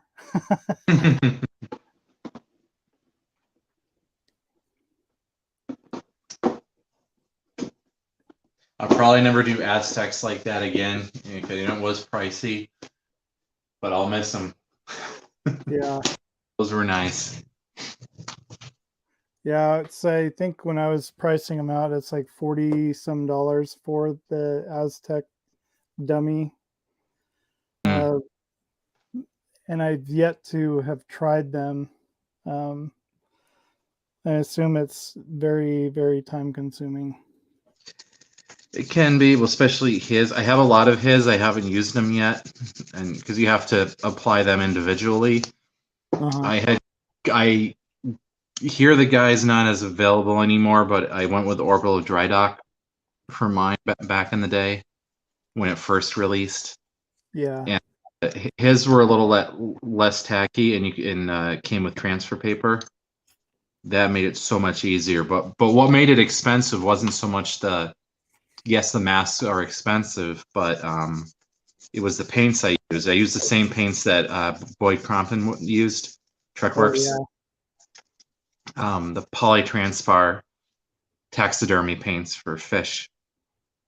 Oh, wow.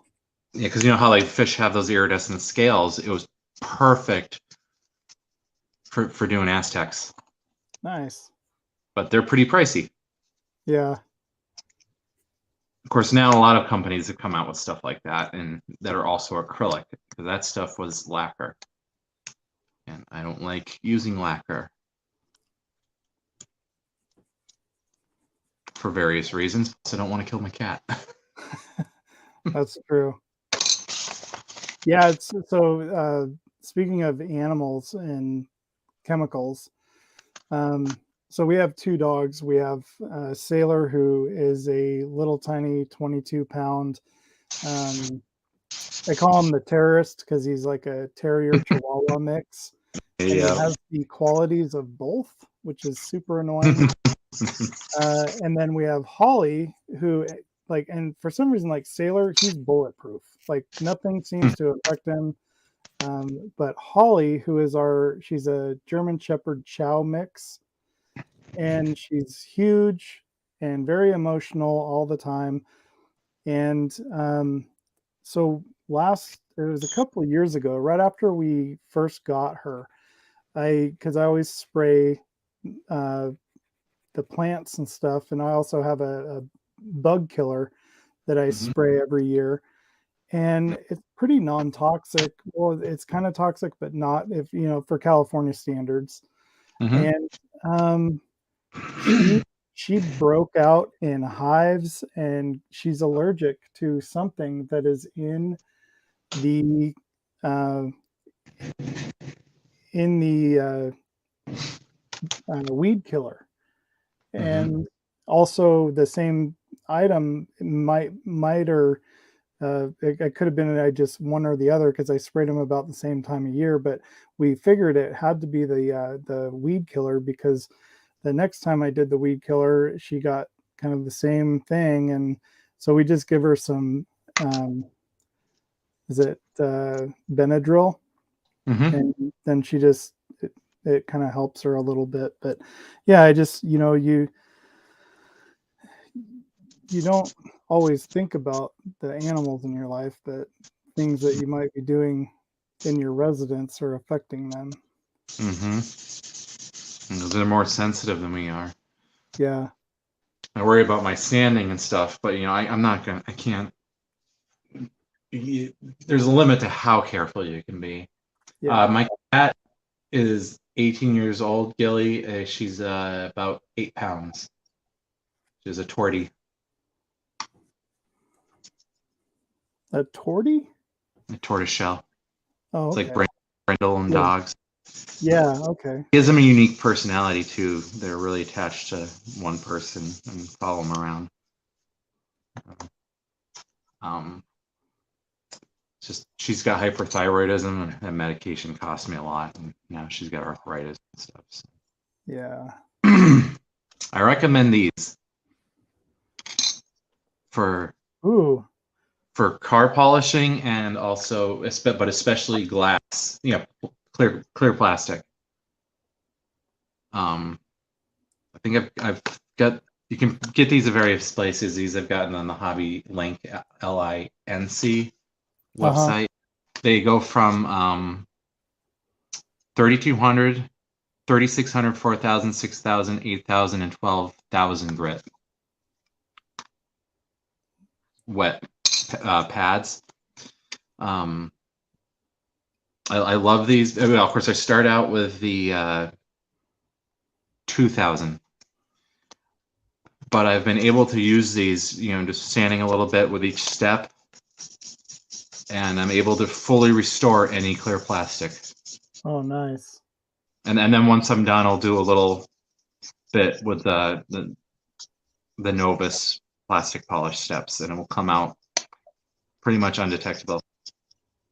Because like this, I don't feel like stripping the paint off. Yeah. I'm impatient for stuff like that, so I'm just sanding off the top part that got messed up because it's still painted on the bottom, and the lights are also colored, so there's really not a need for it.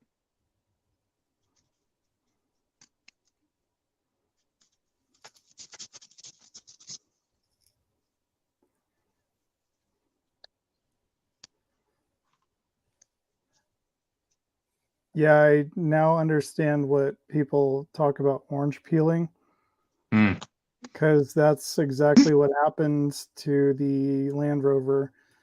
But because it's a kind of a utility vehicle in a way, I can get away with it. Right. But It's that. It's like the coating they put on. It's like powder coated or the rhino lining. Yeah, the rhino lining. Yeah.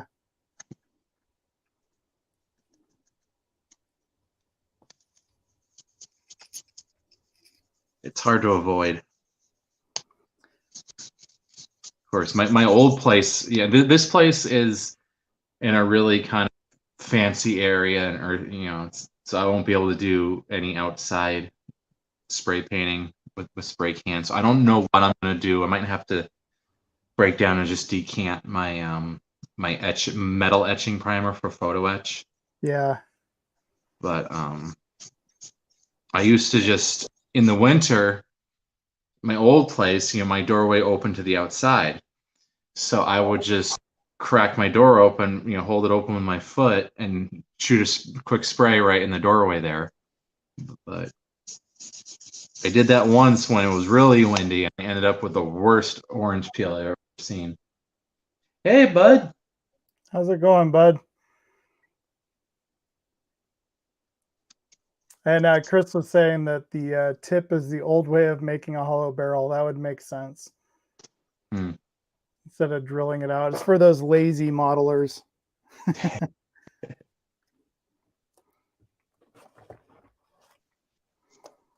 Although I think if you want to be really lazy, you just get the metal barrel. But then one thing I've noticed about some of the metal cast parts is they have seam lines in them too, like for the Bismarck. Mm-hmm. The amount of time I've spent on the barrels trying to get those cleaned up, and then after painting them up and priming them and painting them, you can still see a faint line in them because it's really hard to file out.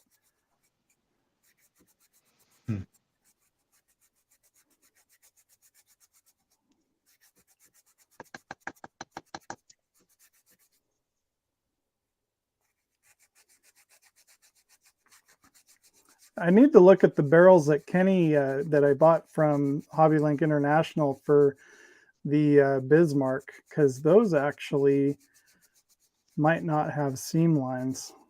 In fact, they're right next to me. I'll grab them real quick and take a look.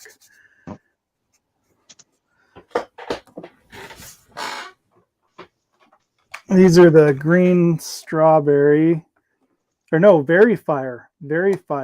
Excuse me. And The green strawberry only does sci-fi. yeah. So if you look, and these are for the 1350 Kriegsmarine, so it could be either the Tirpitz or the Bismarck. I wonder if I could actually get away with using these on the hood. And I don't see any seam lines. I don't feel anything. They're perfect. Let's see if I can show this on camera. Yeah, but those barrels are super nice. So they did a good job on these, and they're inset a little bit.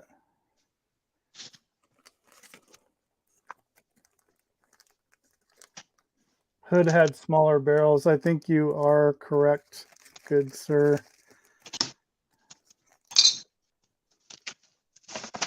Yeah, these are nice, Kenny. And then it also came with the blast bags,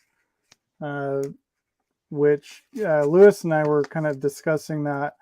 And the hood definitely had flash bags on it at certain points of its life, and then the Bismarck was there. It's debatable, and I was like, well, every model I've seen or some of the pictures I see blast bags on it, but then I also haven't done a whole lot of research, so it's nice that they include those, and those resin blast bags are absolutely just pristine.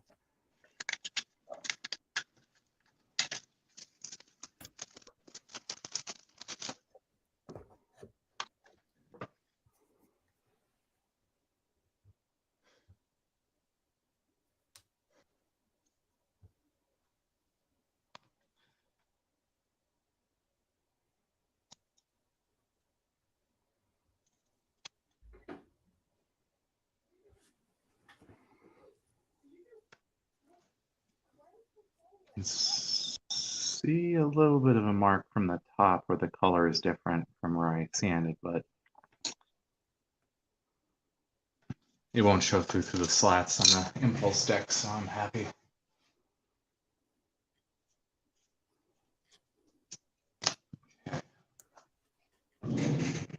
I know this.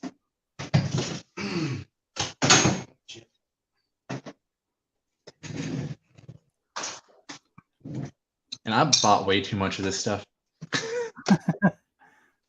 I know it's like almost every kit that I got from you had. Oh, you're talking about the Novus. Yeah.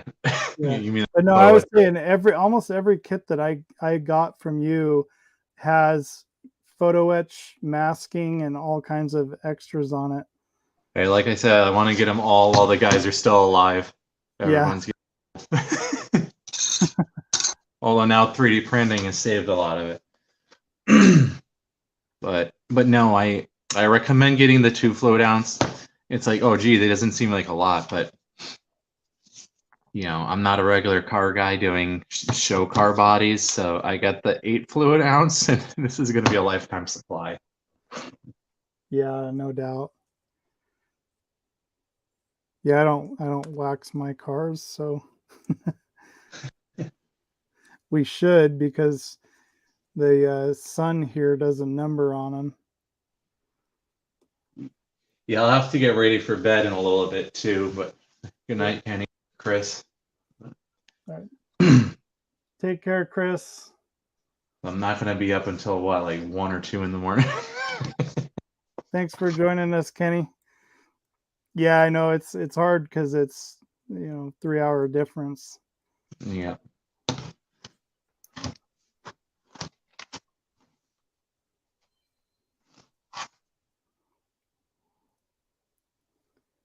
So how do I glue this so that it moves, but I don't accidentally glue everything else together?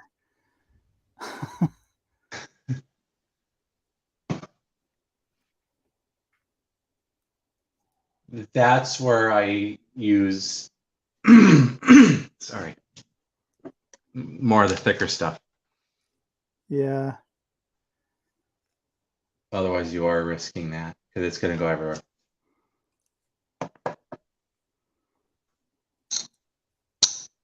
Usually it'll tell you not to glue certain parts, and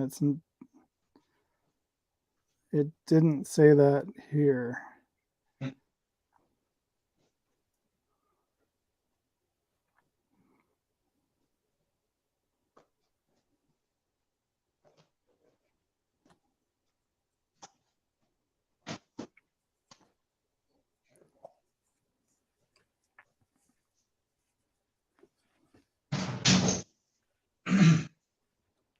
Just assume this is going to glue together.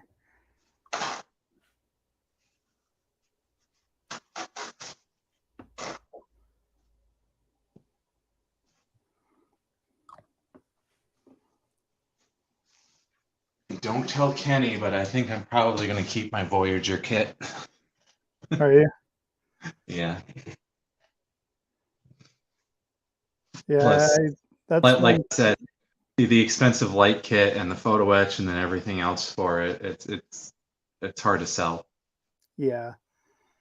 Yeah, that's one kit that I haven't gotten.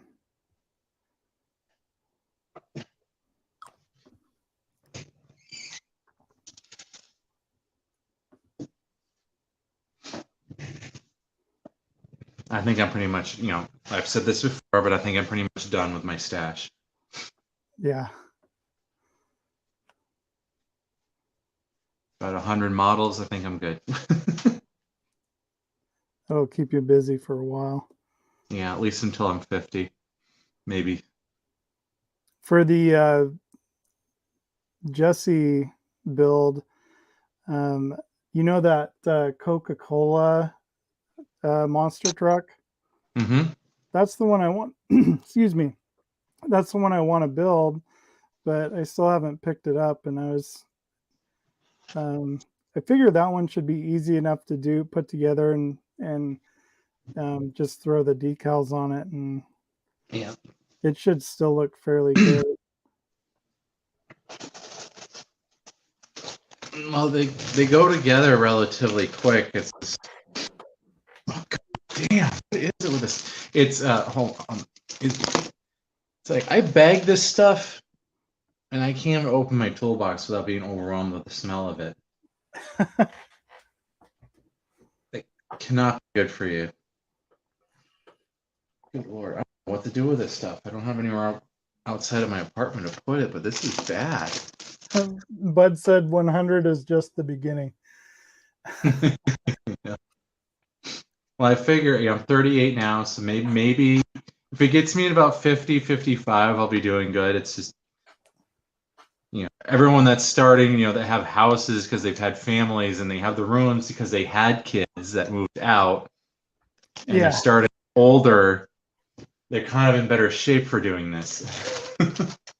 True. It's almost not a good thing to start, with our age, because then we're like hoarders. And Yeah. well, I've just got the little apartment, so it's like I'll probably have to be single forever. Or just not move in ever.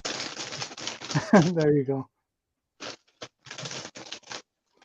But anyway, what was I gonna say? Jeez. Oh man, that stuff is bad. It's worse than the other stuff I've had, and there's nothing even on this bag. I don't know.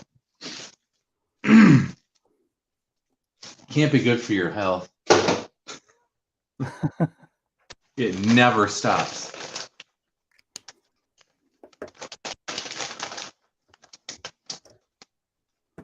10 kits a day.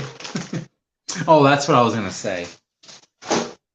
I get a little too OCD with my builds. I mean, I'm not doing them for shows or anything, but I like looking at them and making them seem really nice and realistic. Yeah. So, like, I went through with the roll cage of the Jurassic Attack and cleaned up every seam line, which, so you couldn't see them at all. Yeah. And that's pretty insane. That's actually what takes my building the longest. It's cleaning up every little piece of every bit of seam line that I can. Yeah, I think Enjoy. that's like one of my favorite parts, I think.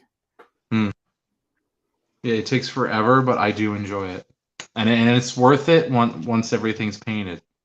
Definitely. You can't come up here. Stop it.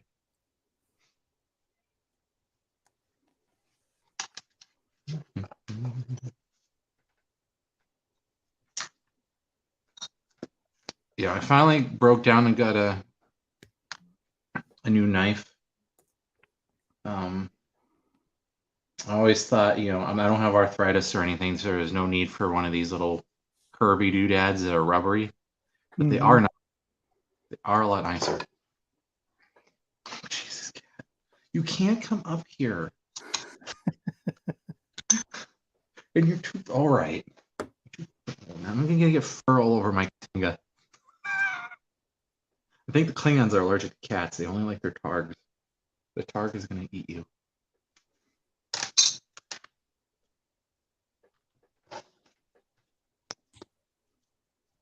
Right now, we do this again.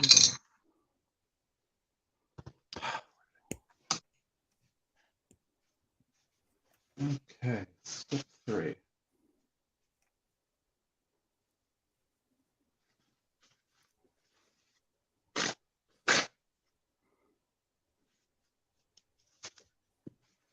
Oh, don't screw it up. Polish number 3 was actually step number 1. Don't really understand that.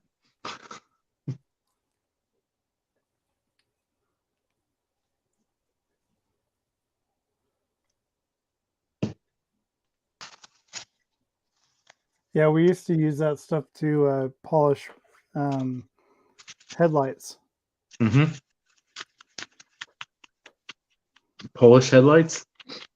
Yeah, to polish them because they like, especially here, headlights, the plastic gets all Yellow. scratched and yellowed, and so you just take your time and do about several different polishes with the Novus products, and they end up looking brand new. Mm-hmm. Pretty impressive. All right. I will be. Oh, Paul took off. So, well, guys, I'm off to bed. Take care, Paul. It's after 11. See you next time, buddy. Have a good night. I will be right back myself.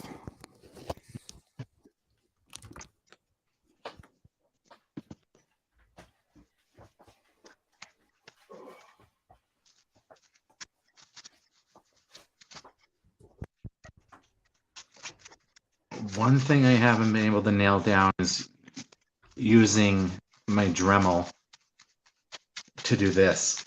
You know, people use it on their paint, and I've burned through the paint.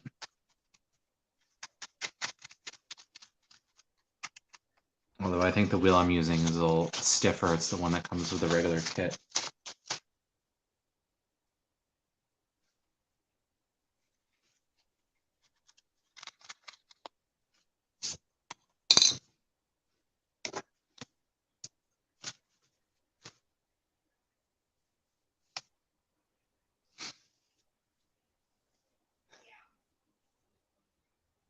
Yeah, it's 11:13 p.m. here in Massachusetts, U.S.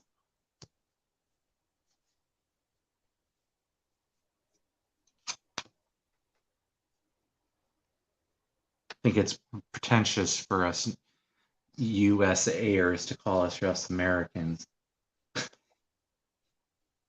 when you're all part of North America.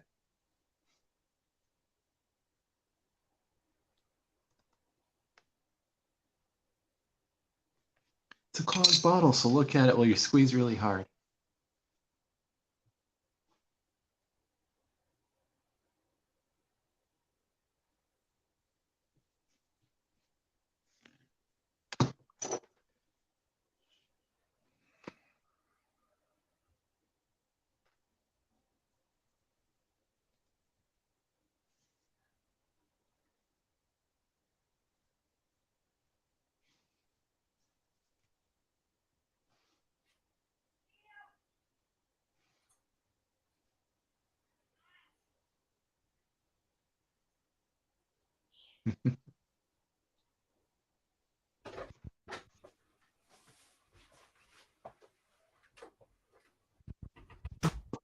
Come on.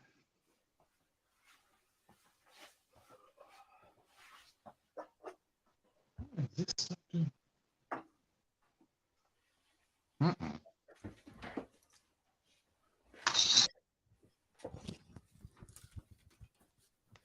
All right, I am back.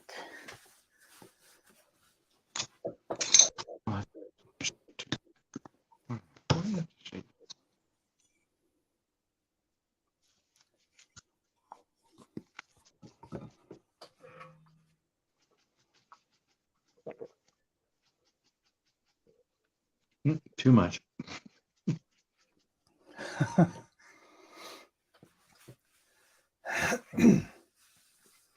We still have 5 people watching.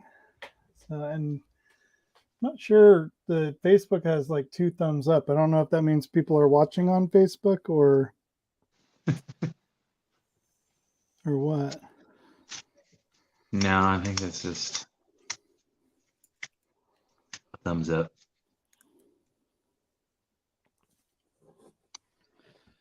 Oh, shit, I'm getting on the other side.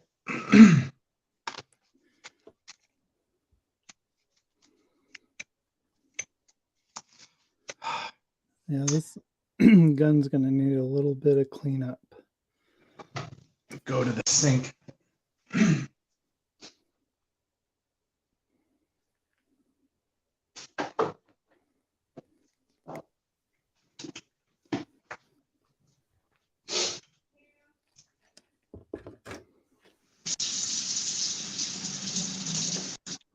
Yeah, so these files that I use, I got because of Ben Builds.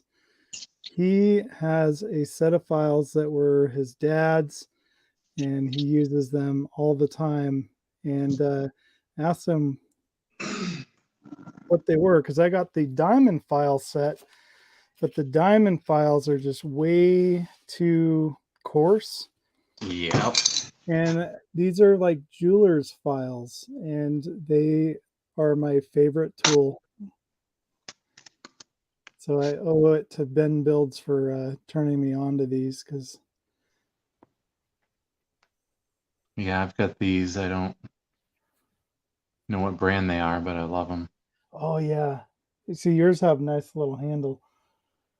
Oh, it just says it right on the handle. They're gyros Oh nice. or euros. You're Came with all a bunch of different shapes. There's like at least 10 of them. yeah, that's what this set came with. And the only thing I do wish is I wish they made one that was a little thinner, so I could get it into tight spaces. I do have some that I use every once in a while, just for certain areas of the diamond ones. Uh-huh. They have better shapes in those. But they are actually, well, these ones are not that coarse. I can sometimes get away with a light touch or for photo etch, but I found even for the photo etch, it can kind of pull apart if it's too small. So even the regular ones are pretty good. Yeah. And then I have some that are really tiny.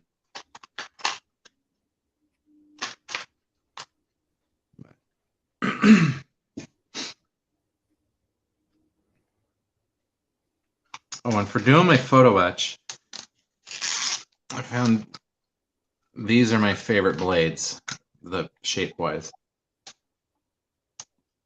in camera. Oh, do you know what the number is on those? I do not.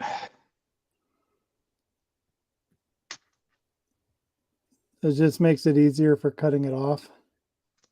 Yeah, because it's a chisel, but it's not like the other chisel blades, which is a really wide Yeah. tip, and it's got sort of an angle on it, so it fits around the frets better. I also have some photo etch scissors, but I don't really like to use those because you can end up cutting the part too often. Yeah.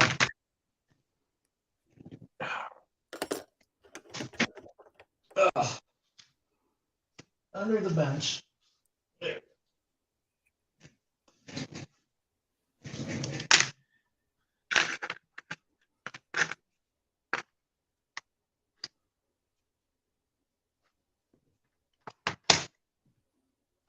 Okay. That's done.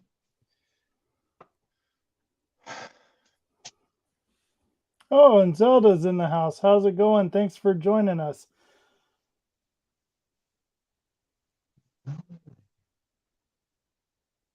Thanks for Hello. hopping in, Zelda.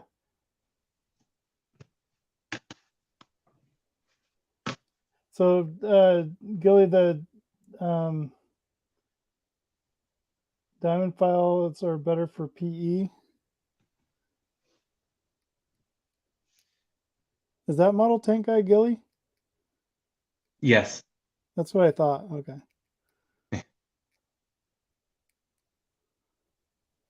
Yeah, they're great for PE, but sometimes for the smaller parts, they can kind of snag.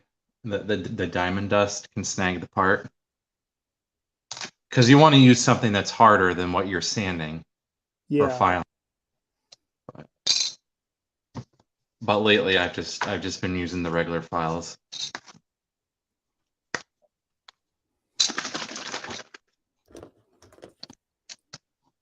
I don't even know that this plastic clean and shine, the stuff, the number 1 Novus doesn't really seem to do too much. But I still use it.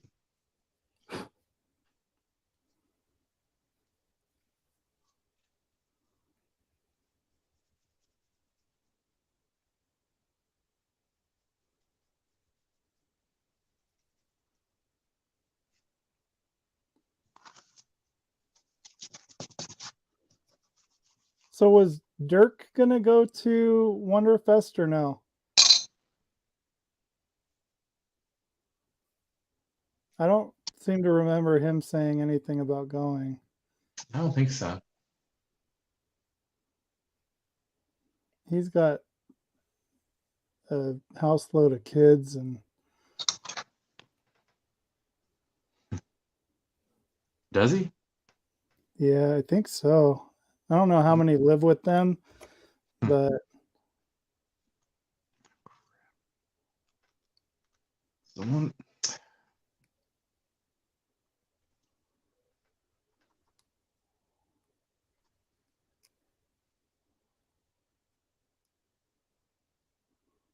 I always end up with a residue from this stuff. No less. Dries too quick. There we go.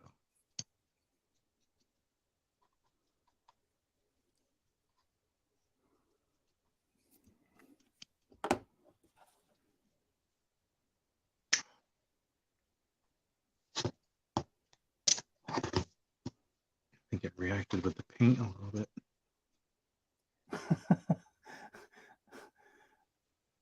Bud's saying, Jalen, you need to fix your cam to something else. You're making me seasick. Oh, jeez.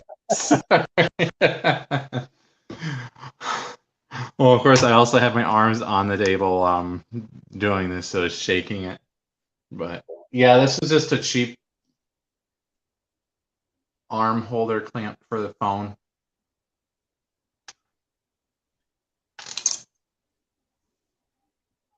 One of those with like the big wire.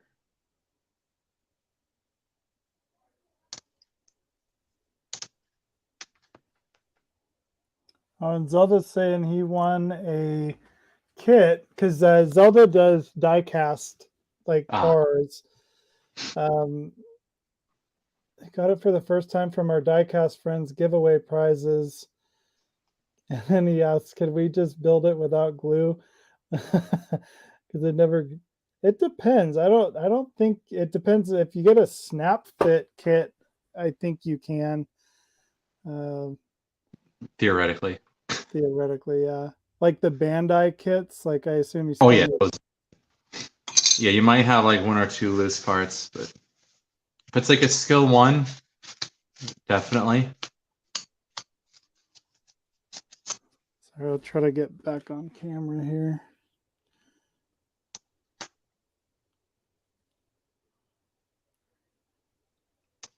It's not perfect, but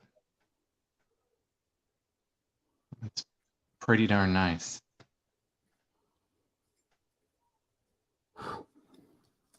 Oh yeah, it looks better. Yeah. I wonder, have you ever tried stripping that? Like when No, you use the Tamiya Clear? I The can't remember. I don't think so. Because I think to me it seems really gummy. Mm, it does. But, and it doesn't really matter on this part because I have, it just kind of shows through those slots and it'll be glowing. Yeah. So I don't have to, it's not like a windshield or anything.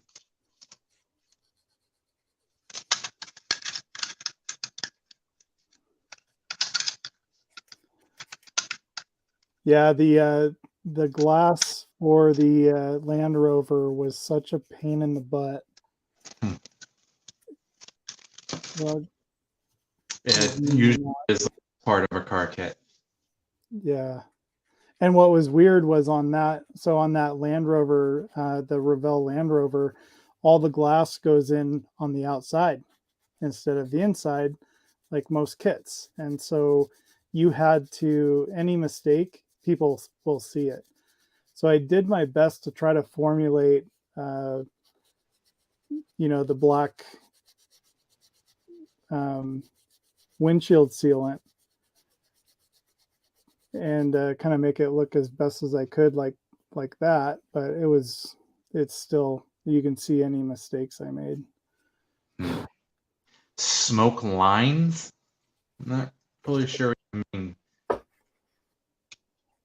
Or, well, Airfix Lego kits.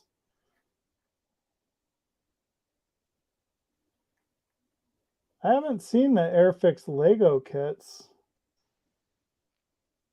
Oh, but they all snap together.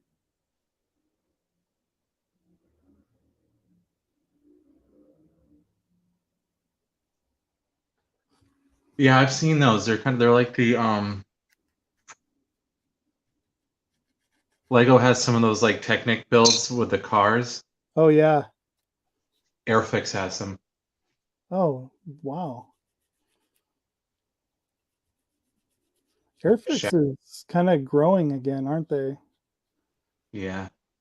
But they're owned by the company that owns Airfix owns Mechan, or I think they own Mechano, they own or not Humbrol, but Hornby and like a ton of other companies. I don't think I have to worry about that, Gilly, because there's a black light blocking box that goes underneath this. Um, Originally had just regular LEDs, but I put a red LED tape so it'll show up more of a red. And I can find it. Yeah, here it is. I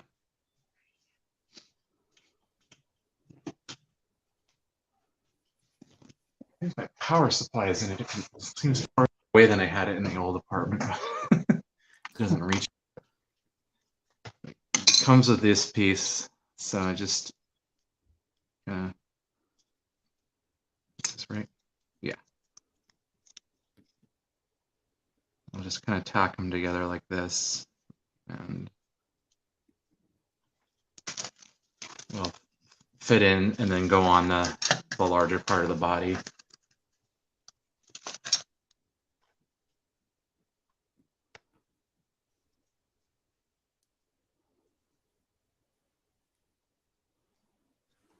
Because this this top area isn't even shown.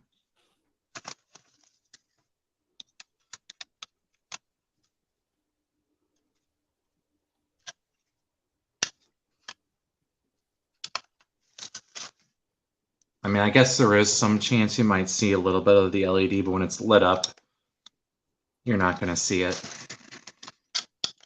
And when it's in the model, like right now, it's too dark for you to see the LED.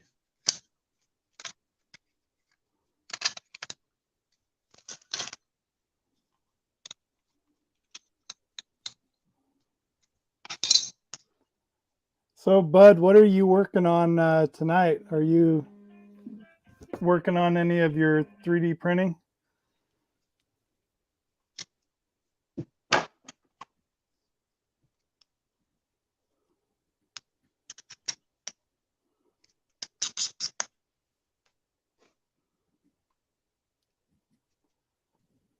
See, I know like he's having a lot of issues, you know, the learning curve and all that of 3D Yeah. printing. And I think I would, at the point that he's at, I probably would have just sold it on eBay and given up.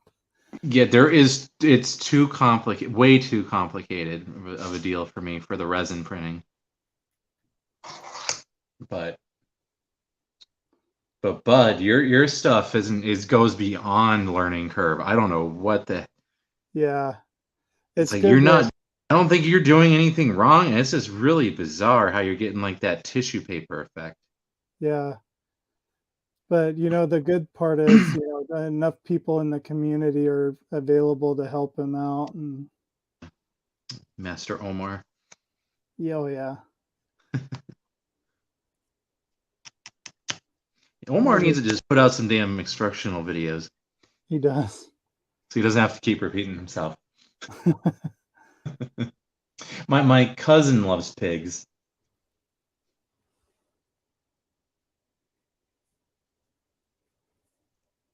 Oh, nice. 3D print for the pig. Yeah, Shu definitely has helped you out a lot too. Lord Shu. I think it's funny he was stationed in Port Angeles. That's where when my dad was in the Coast Guard, that was the last place my dad was stationed. Wow. That's why I was born there.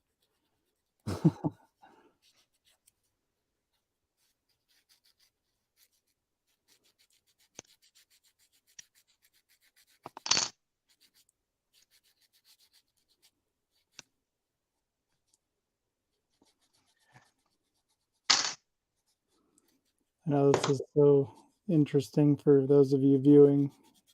Just sanding a machine gun barrel.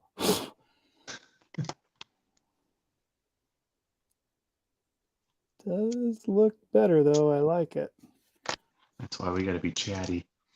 Yeah. Well, that's why I'm so grateful that you joined me, because Yeah. it's really difficult for me to do a live stream by myself sometimes, especially if I'm going to try to build or work, during that live stream. Yeah, I'm sure. I just need to learn to let it go and just do my thing and check on chat every once in a while. Yeah. Yeah, I tried. So I was thinking about doing it through Discord. But since we have the StreamYard all set up, it's super easy just to do it this way. Mm.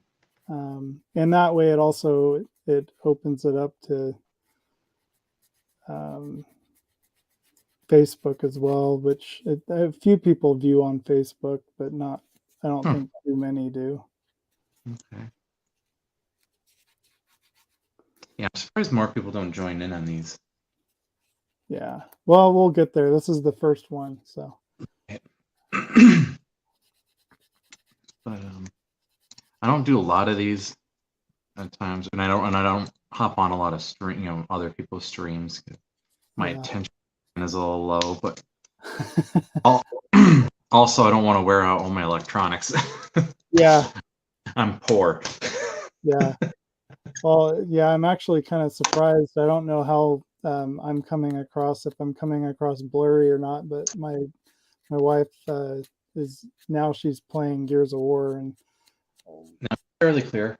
I suck up all the internet, she says. No, I normally use a Chromebook. But oh, no way, really?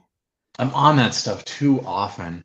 So I always worried, like, because we talked about maybe getting a Chromebook just for, like checking emails and stuff like that and browsing the internet. But the ones that they have at school are really nice that they give the kids, but Hmm. they're, you know, they tend to go bad pretty quickly, especially if you're over, just running them all the time. I bought mine, I want to say in 2018 or 2019, and I use it like almost all day long frequently. Oh, wow. And I don't have a problem with it. Mine's a Samsung. Okay. And there's less moving parts for one thing. Yeah. I mean, yeah, it can tend to get a little warm at times, but I know Yeah. a lot of them have issues because of the lid, kind of breaking the wires over time. But any laptop can have that problem. Yeah. I do have a PC, which is what I'm using now for viewing in the chat and the stream, but I try not to use that because it's just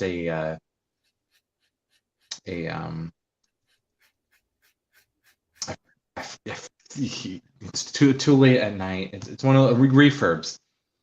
Oh, It's okay. a refurb on Amazon, so it's probably from India, and who knows how old old the damn was to begin with. Because it's a business model, so some business probably used it for several years, and it's an HP. Yeah. So who knows how long it'll last. I mean, I did get rid of the hard drive and just put in a solid state because it's so much faster. Windows 10 bogs down any regular hard drive.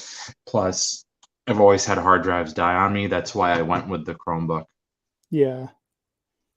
But the Chromebook's great. I really haven't had much need for anything else because you can also use. I have the Cricut and an all-in-one laser printer for doing decals. And they do have Wi-Fi and Bluetooth and cloud capabilities, so I can use the Chromebook for that. But if I want to use like a webcam that needs drivers or any program that needs drivers or a good like video editing software, which I don't know how much longer I'll keep doing videos, Yeah. my channel, but really don't need the computer unless you're doing stuff like I said for installing programs with drivers. Yeah. That makes sense. But I have a lot of space on my Chromebook and I haven't used it up. Yeah. So I Yeah. do have We a spare haven't. hard drive. I just keep. I probably switched over to my Chromebook because I don't use my PC enough for it. That makes sense. Yeah. We have an HP laptop that I bought a couple years ago, and I mean it seems like it's slowed down quite a bit, but I was kind of over maxing it by trying to edit videos on it. Mm-hmm. And so then I got the desktop all in one, and so far it's been good to me. But I worry because like if with the all in one, I think if you like trying to replace memory and replace hard drives in those is a heck of a lot harder than than like a tower. Right. So yeah, I'm kind of curious if it was a bad investment and I should have just bought a tower.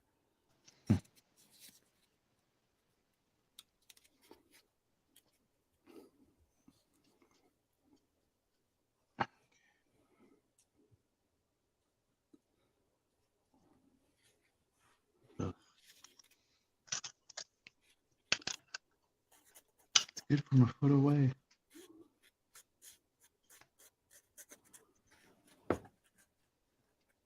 Yeah, I did get an external hard drive. It's 5 terabytes, and that's what I put everything on now. And Mm-hmm. I keep everything, especially for the video editing and all that. I have all my videos go to that, and I save everything on that, which has been a huge help with speeding things up.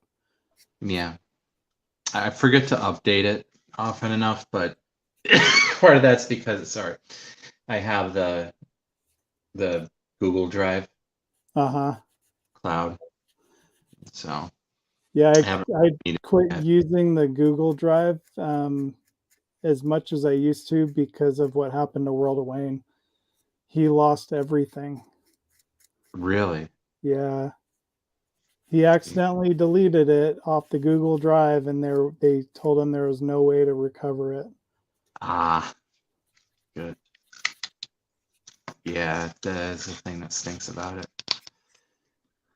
Huh. Well, I'm actually happy I broke these off now.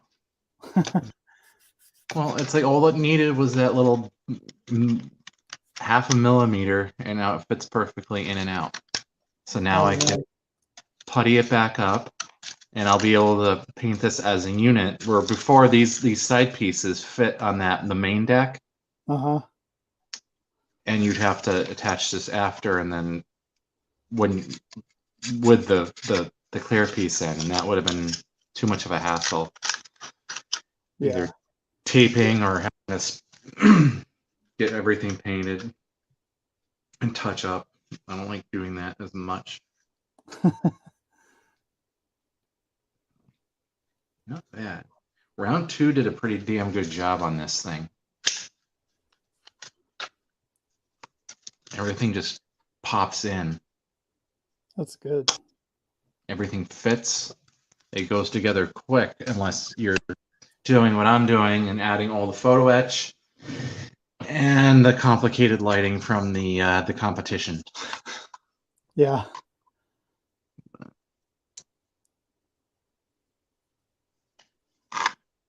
I added things like the observation windows here that will light up.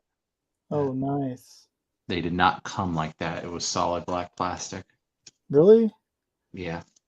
That's Drill them out and attach the photo etch.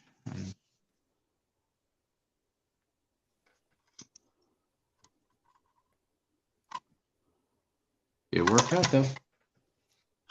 yeah, it looks good. Thank you.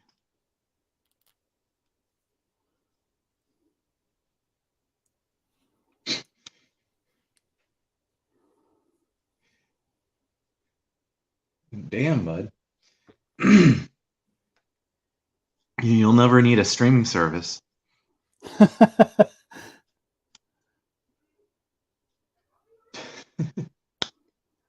Well, that's the thing. I have, I got rid of half my DVDs. Well, actually, more than half of my DVDs, and I don't even touch the ones I have. I mean, like I said, I just don't have the attention span that I used to. But also, I'm on YouTube too much. I'm addicted to YouTube, so I don't touch my Yeah. movies. Movies are too long. I watched Sonic the Hedgehog 2 on Paramount Plus today, and I was also on the computer for half of it, so I missed half of it. I saw an ad for that today, actually. It was pretty good. It's a lot. The first one was decent, but this one blends the video game in better, Okay. a lot Yeah. better. My sister loved that game. Yeah. I was more Need for Speed, stuff like that. Because when it comes to video games, I have no attention span whatsoever. And if you're not constantly, I think it's when you have to follow certain missions and stuff, I get bored with it. And like, I used to play Ghost Recon, and then after the first or second installment of the game, like it just got kind of repetitive and boring. Yeah.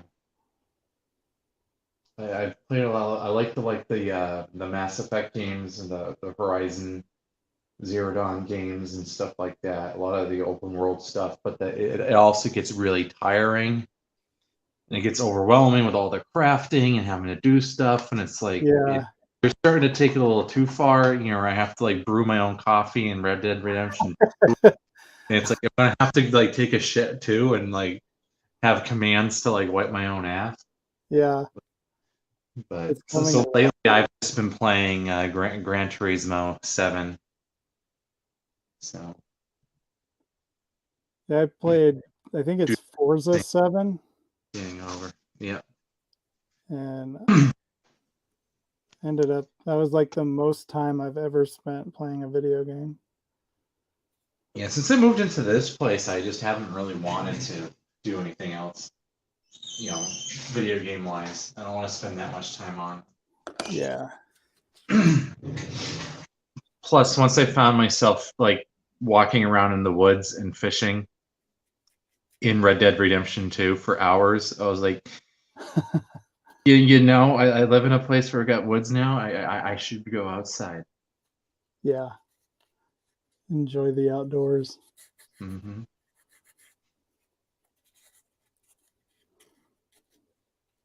I think I used him as a crutch in the past, but now I don't need him. So. Yeah, Doing modeling more. Better for the soul when you have something to show for it. that's true.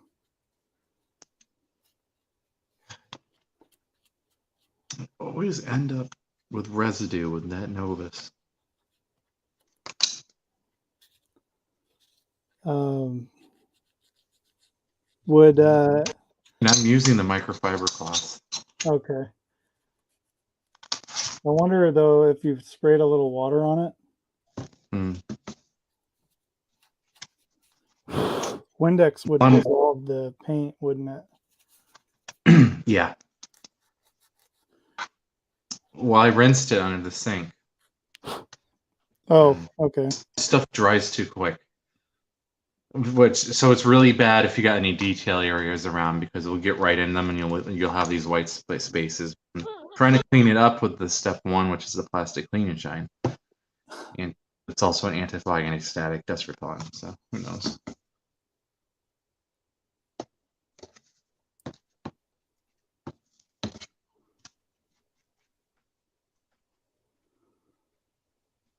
Oh, making Bud sick again. I'll have to keep my arms off the table.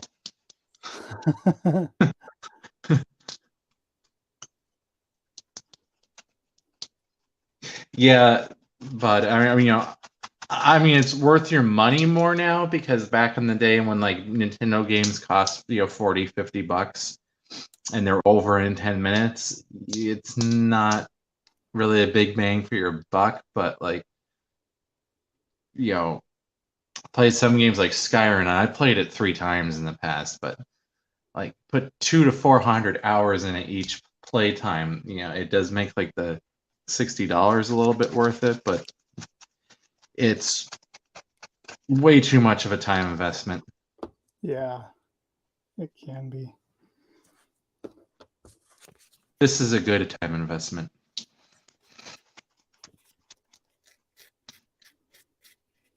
It's also I threw away any like display stuff that I had, like my Dale Earnhardt collection, or most of it, except for his lug nut that I actually got from his car. But just any like knick-knacky stuff I try not to keep because I just want stuff that I've built. Really? Yeah, that does make sense. I made it. What were those commercials back? Yeah, where's the cap? Is because I haven't watched NASCAR in a long time, is Jeff Gordon still racing? No, he retired in 2016 or 17. Oh, okay. Yeah, 'cause he went on to do announcing for a couple of years. Well, he moved out to open up a seat for someone. Okay. He did announcing for a couple of years. Wasn't that great in my opinion, but now he's basically going to be the future owner of Hendrick Motorsports. Oh, wow. So he's right under Rick for when he croaks. Yeah.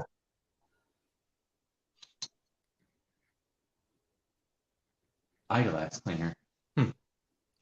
Yeah, my when I was younger, like I always loved Jeff and of course Dale and Dale Jr. I never really was a big Daryl Waltrip fan. Richard Petty, kind of, but for um, for Formula One and Indy, the uh, like Mario Andretti and Michael Andretti were my two favorites. And then Danica Patrick came. I never really watched him much growing up, the Indy and Formula One. Yeah. I never missed the Indy 500. I always watched that. We would watch it at church.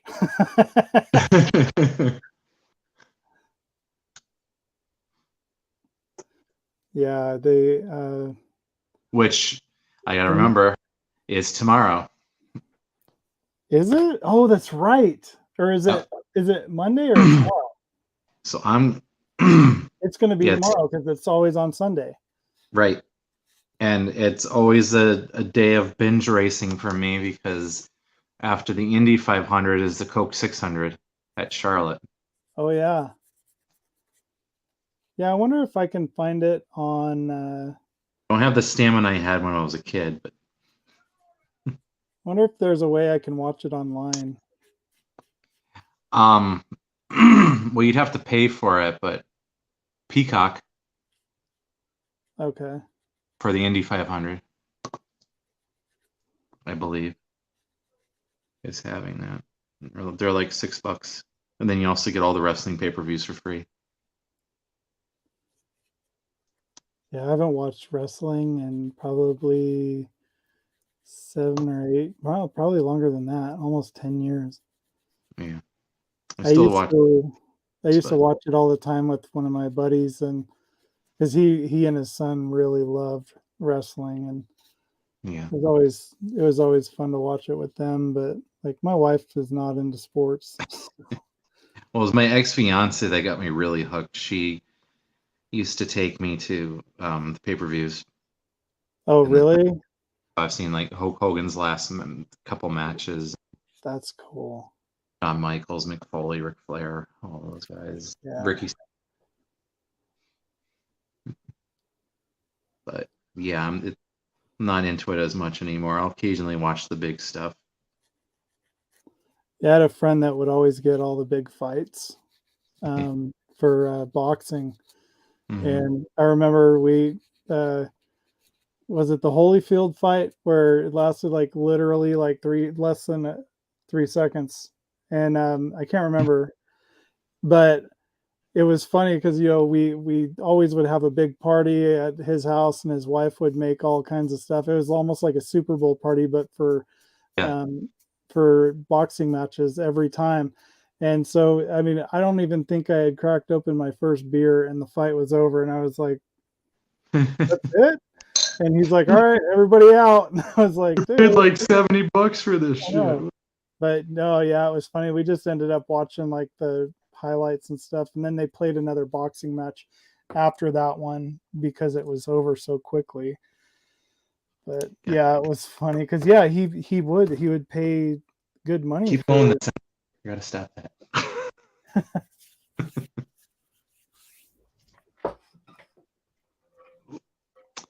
Dang it! This stuff. I don't know. My microcrystal clear still shows up sometimes if you put too much on. All right. I think I can build my little machine gun now. I believe I said I was going to sign off like an hour ago. What time is it? Oh, it's almost 9 o'clock here. So we got 3 people watching, so that's good.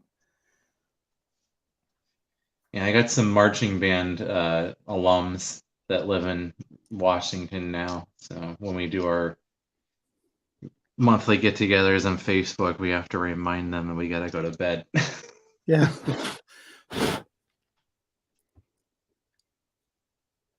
Yeah, but that's a complicated left turn. I used to do sim racing. It's not easy. It's hard as hell. Let me tell you what, man. When you end on that turn on there in that dang old car, we blew it up. Woo!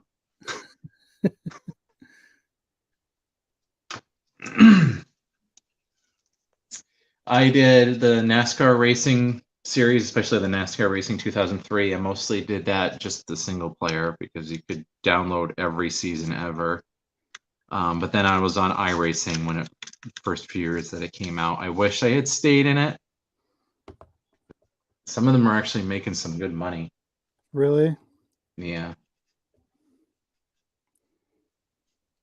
So it was fun. It's just, always having to update a computer got to be a pain, and the equipment. True. And it got to where you really had to have like the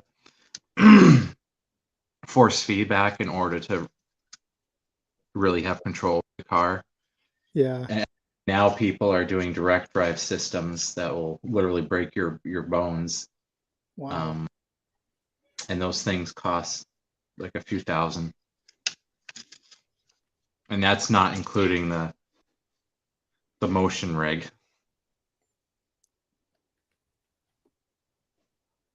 That's got to be expensive. Yeah. Yeah, Yes, I am. Better hobby. it's funny because I know a lot of pilots will actually buy full-on simulators for their house. Yeah. And I'm like, dang, like I understand because they have to go through training and stuff quite a bit, but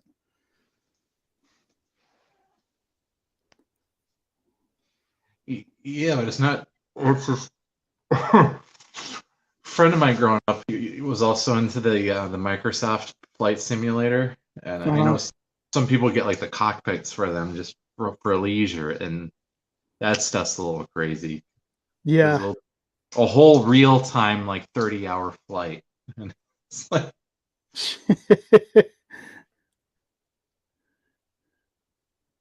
that's pushing it. Of course, now they have those simulator games for everything. There's like the Oh yeah. beyond SimCity. There's also like the farm simulator.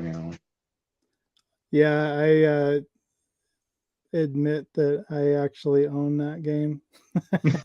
I'm kind of over it now. Like I used to play it when I really had nothing to do, but it's I think it was 18 Wheels of Steel. I had that one. Or it was a truck driving sim. I think I've heard of it. There's a bunch of different ones now with different names, but I don't know how this mounts. wish I spent more time on it because I sucked at backing up when I had my CDL. And I'm tempted to just put my stash in storage, get my license back if I can get my crap together, and just disappear long haul because then you don't have to worry about financial matters if you're working Yeah. with me. Just never come home so you don't need a home. Yeah. Just Well, bang. I thought it was funny. Like Dana decided to do that with her friend, and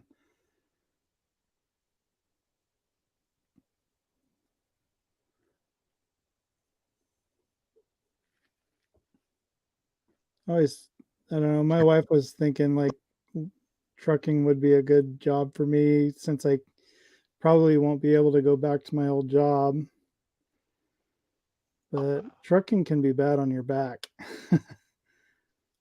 Yeah. Well, that's the thing, Gilly. It's like I also don't know if I could handle. You could dream big, and I don't know if I could handle being away from home, just on the road all the time. I think it's more of a pipe dream. It'd probably end up being more of a nightmare. Yeah. But I drove for Pepsi. Oh, really? That was more of a delivery job. Yeah. That was brutal. 40 stores and some, you're going up like rickety stairs, going down concrete stairs, and dirt alleyways. People are hurting themselves a lot.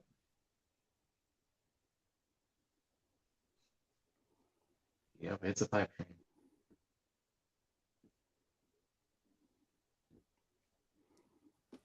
Okay, so somewhere around here.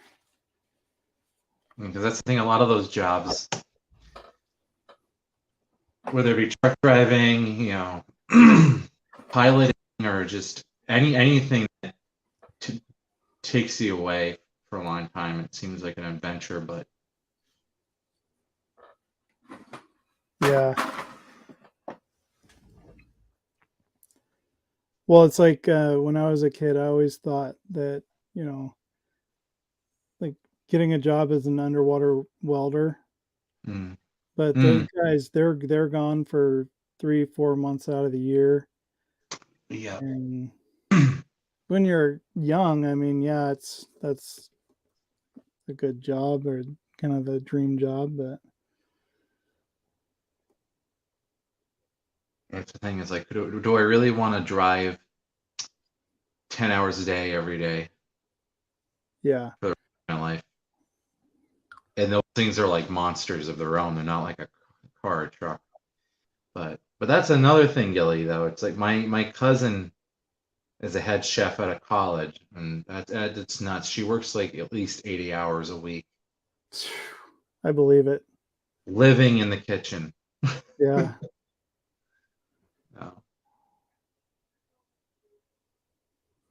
Of course, I'm disabled, so I don't do any job for any of that seems too much.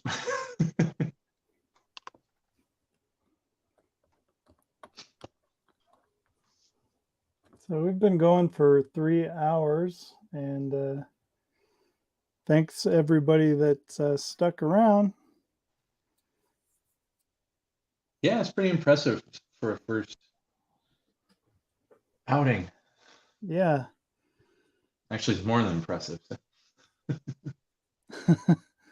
Yeah, I was In a I good way. told Lewis, I was like, I know you're not going to be awake, but it's like I don't want to be the only person on stream. So I'm glad that you mentioned you'd like to join. So Yeah, I don't know if I'll do it all the time, but I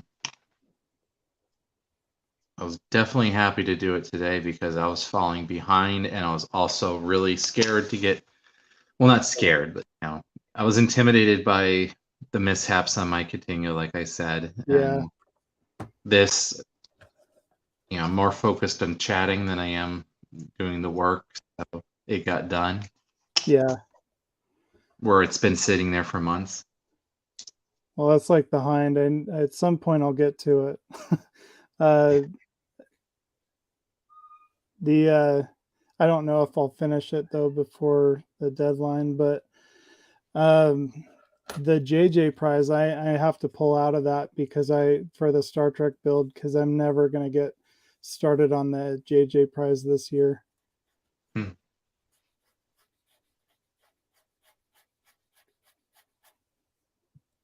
Yeah, I had ambitions to do a lot of those group builds, but then I was like, I don't know if I want to rush my builds.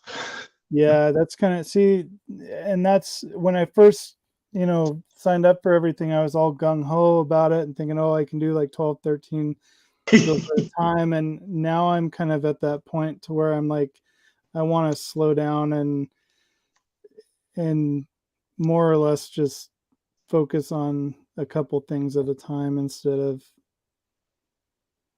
a whole bunch. Mm-hmm. Yeah, because I want to finish up this Katinga. The tank's an easy one, so that's why I wasn't worried about joining that one in. But this one I just really, really wanted to do now. Oh, no way. What size is that? Doesn't have a scale. It's a super mini pla, so they're kind of engineered more like toys. Okay. And you can do the individual. Let me see if I can get on here. You can do the individual lions, but I'm just gonna build it as Voltron. So I don't have to play. Plus, because I'm gonna be painting it, and if you keep posing it, it's gonna scratch everything. Yeah. The only problem with the figure kits is you can't do the seam work because you have to paint them before you build them. All the moving parts to get at everything. But this is the sword of Voltron. No way. That's awesome. Yeah, I'm gonna paint it up in the Molotov, and I have to touch it because I nicked it when I was sanding it. But like some of these details will be too hard for me to make masks. That's one thing. Like I've been kind of eyeballing those kits, and I want to do one. I just don't know where to start. And then they have different sizes, and I don't understand the scaling for those. So, because it's in a sense it's a made up scale, Right? But yeah, like that kit would be awesome because it's got so many different parts to it. And then, are you going to repaint it?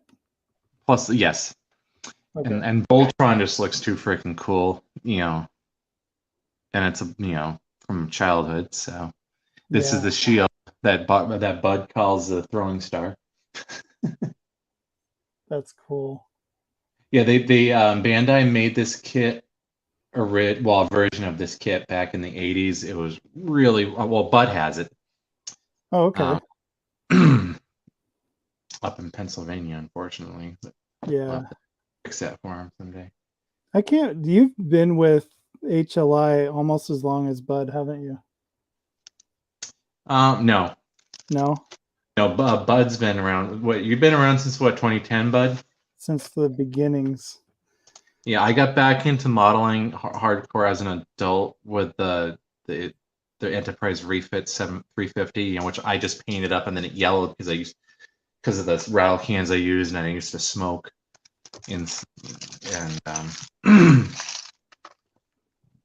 Yeah, I joined. I was originally on Jerry Hedgecock from HDA Model Works. Got me introduced to the online and YouTube world and got me into Sci-Fi Model Action, Boyd's old site where Spencer from. But I had some medical stuff, so I was in and out of stuff since like 2017. Also I was going back to college at the time until I kind of became like partially. I had some cognitive issues, but so I had a little layoff, but that's when I got into with Kenny, I think around 2017 or 18, when he had the Sci-Fi Fantasy, and then I wasn't that involved into it, but then I got more involved when we switched to the Facebook site that we had, but that thing was a mess. It just because it was a scrolling wall, you couldn't form friendships.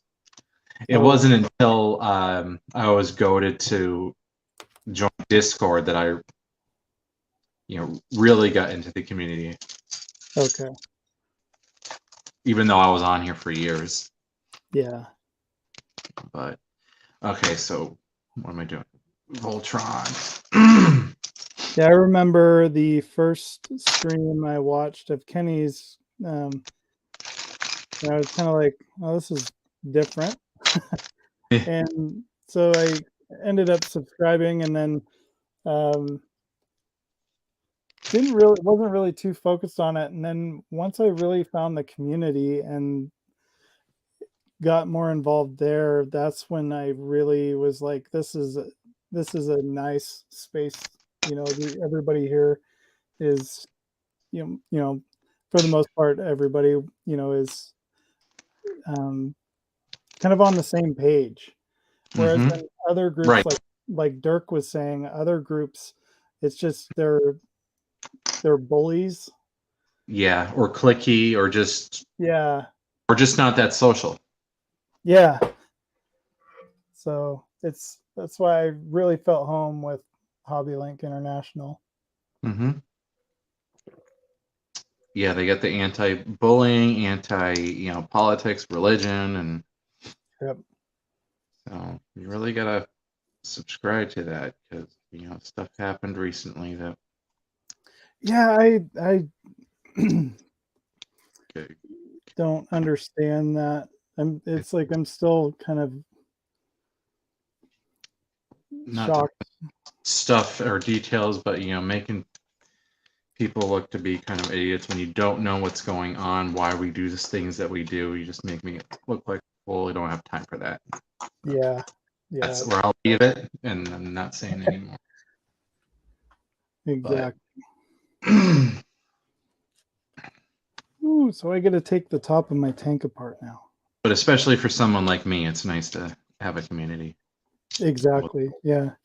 Well, and it was funny because when you were gone, it sucked. It literally sucked because it was like, because you bring like your personality to everything and your Mm. comments and all that, and I don't know, it's like there was a void when you when you were gone for a little while, and so it was like I think everybody was pretty excited when you came back, and I know Spencer was. Spencer's starting to put out a lot more videos too, Mm. which is Yeah, cool. I like seeing what he's doing. yeah, I'm kind of deaf to a lot of the talk, positive and neutral, whatever. I don't Yeah, know, but I gotta get to know some people more, like Spence. But yeah. Well, it's funny because like when I first got on Discord, because it's like I knew Discord was totally new to me, and it's like I was glued to it, and I needed to take a step back. mm-hmm. Um, so now it's like, in moderation, like I'll pop on every now and then and just see what's going on and say hi and talk to people. But um, once I did that and kind of, and also certain negativity has gone away. It's been a lot easier for me, I think. Mm. Just gotta be able to trust people. Yeah. Yeah. Shoot. That I don't know. I only operate by what I see. I don't listen to what anyone tells me for Yeah. making decisions on stuff. So Yeah. whatever, I don't really know what happened, but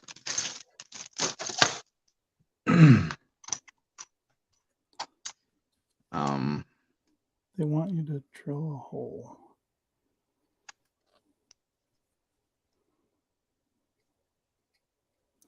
I think it's cool to see a lot of people from like Australia are kind of coming on, and mm-hmm. it was funny because during the Models for Heroes uh, 48-hour build, uh, I got to watch a lot of those guys, and it's some like they seem to kind of have their own community, but they are very welcoming to other people and stuff, and so it was really cool to kind of um,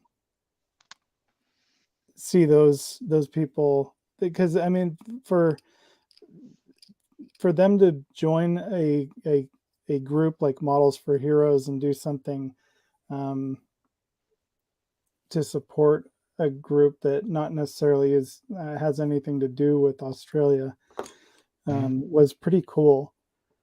And so it's like the whole Models for Heroes thing. Like Lewis and Nat are huge; they're volunteers for that, and it's not really prevalent here in America, but we're trying to. There's a bunch of people trying to get a group together to kind of start a Models for Heroes here in America, Mm. which I think would be wonderful because I mean you talk to so many people, and like even in HLI, there's so many military veterans, and I can see why modeling Yeah. has helped them, Mm-hmm. and that's where is like I've noticed like Kenny's just really welcoming to that whole idea and aspect as well, because he likes helping people. Yeah. This is weird. There is a little. Oh, okay. Something mounts there. That's why. Okay. Yeah, no, I've always had experience with HLI. It was just other places, people just, I don't know. Yeah. You just it's the internet, so you gotta watch what you post or say. It's Because like Facebook. people, people, you only get what you've posted. They don't, you don't get to really elaborate on yourself, and you don't get your body language through, so things can be misinterpreted, and that's where people get hurt or cross the line when they're not meaning to. But like, Exactly. I never really had problems when I was on sci-fi model action. It's just I wasn't in the really core click, so it was just we posted stuff, but there wasn't that whole community like we have over here. Yeah. I was also a member for a very short time over at Randy Ayer's NASCAR modeling forum, but it's just, I don't think I've heard of that one. I used it more just for reference and learning tips. So. The one that do you Lucas C? Mm-hmm. You know him? Videos, yeah. Yeah. He gets a lot of flack, and it's like I don't understand why, because the guy's just being honest and doesn't he to I don't know. Well, that's the problem. People like to give a lot of flack when they don't know what they're talking about. Yeah. That's why Because he is really good friends with Andy at Andy's Hobbies headquarters, and he got like he went there to help Andy out, like when Andy bought that big shipment, and people were saying, "Oh, you're just doing that it was for the..." awesome. Yeah, dude, some of those kits, like, I'm like, you're gonna put it in the museum. I want it. Yeah. Oh man, but yeah, that was really cool. Yeah, I also don't really know what went down, like I said, but I know Dirk left. That he was a big part of it. The Amazing Scale Modelers. I've never heard of that group either. It's Facebook. Oh, okay.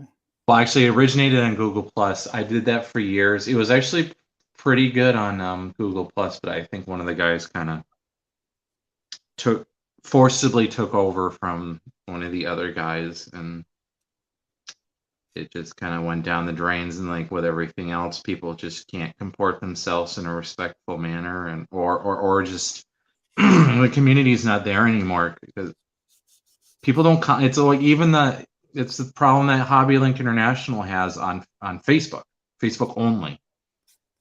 It's just no one comments on anything. It's just a thumbs up. But that it's a Facebook. Well, it's funny because I get some really strange comments sometimes on my builds, and it's like a lot of times it's just kind of like, yeah, whatever. Because I don't really follow Facebook that much anymore. I just post a lot there to kind of spread the word for the channel, and kind of for the people that only do Facebook and stuff. Right.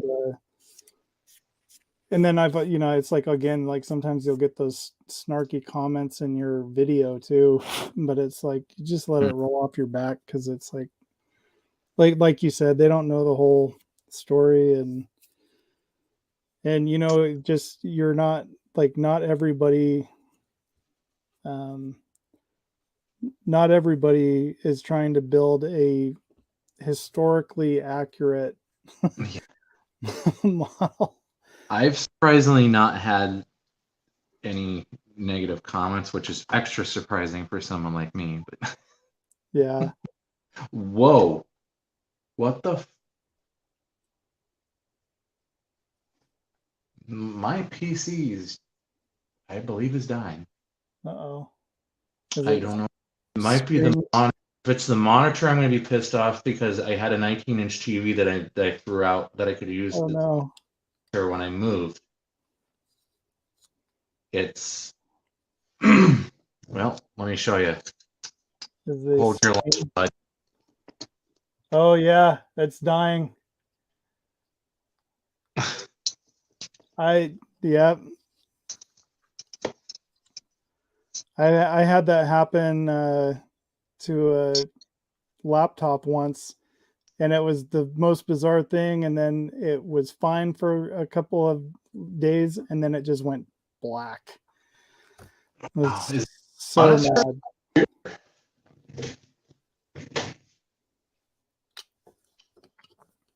Yeah, with my rent going up and that e-bike, I don't have the money to replace this.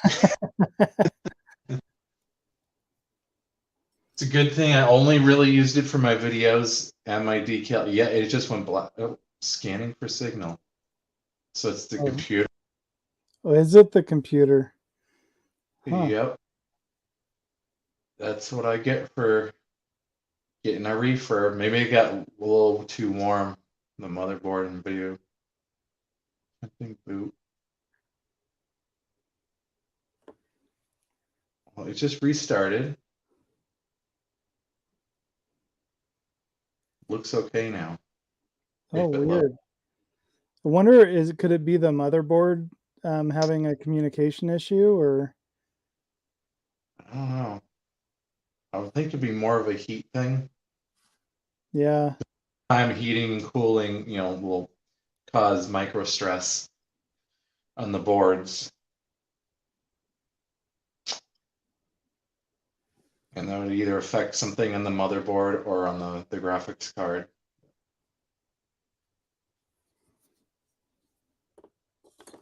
Running the stream was making it hot, but I don't know if it's...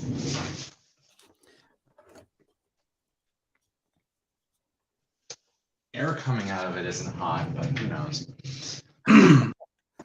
Like you say, you don't buy refurb, especially business models. I mean, turned on 24/7. Yeah. But I only did it for the decals and my mass stuff. I mean, it would kind of, I guess, it would give me another work area if I have to get rid of the computer, because I don't really need it because the Chromebook will do all of it, just not my videos. Although that is possible too. So, seems to be. It took a while to reboot. So now here it is. What the heck? Pull the plug from the computer. Now I can't see anyone's chat. What the heck is that?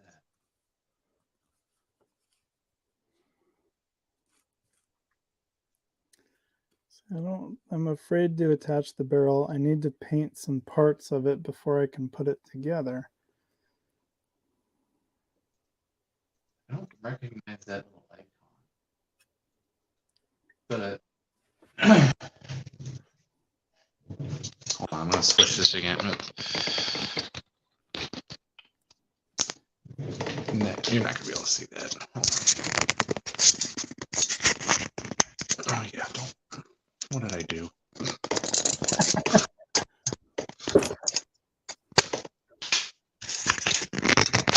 Oh God, it's hard to get the phone out. I don't want to break the damn thing. Okay, get me back. Why do they do sprues like this? This right there on the search box. I've never seen that before. That's weird. Wow. Yeah, I've never seen that either. I almost wonder if I picked up a really strange virus or something.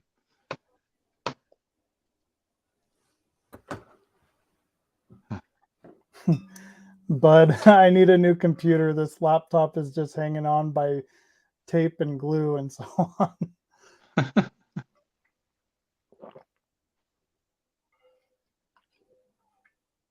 Yeah, so I can't see. What happens if you right click it?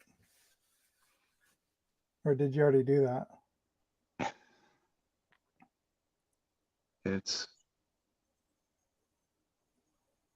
That's bizarre. Test manager thing. I just don't remember ever seeing anything like that. And it brings up. Okay, so you have that like normal, and it's like this is like a Windows 11 thing, but I have Windows 10. Yeah, the Windows 11 is annoying. I do not. I think they forced through something within Windows 10.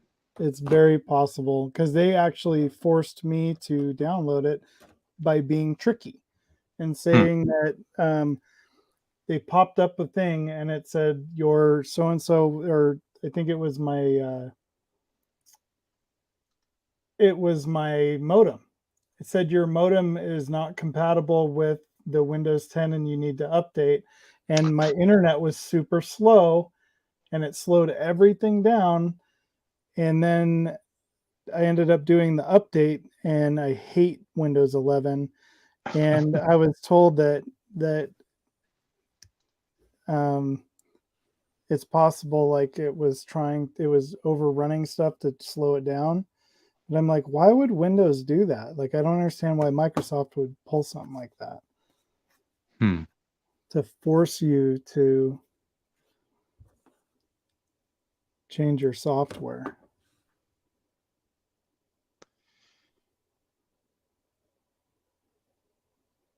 Yeah, I do have a virus program,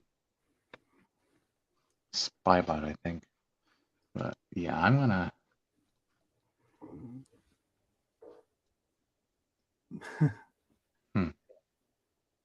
It's just.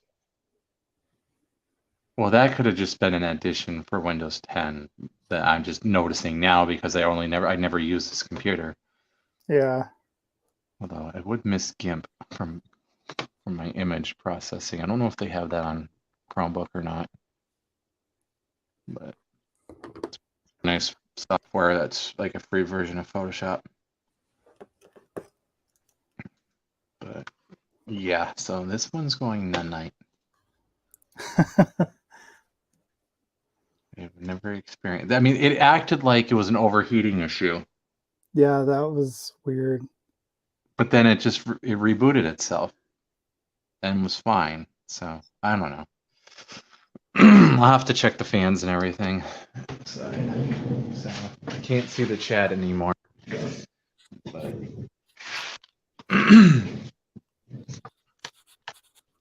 anyways, I was going to originally get to before I get sidetracked. This is part of the Voltron. I have everything else, in a million pieces. Yeah.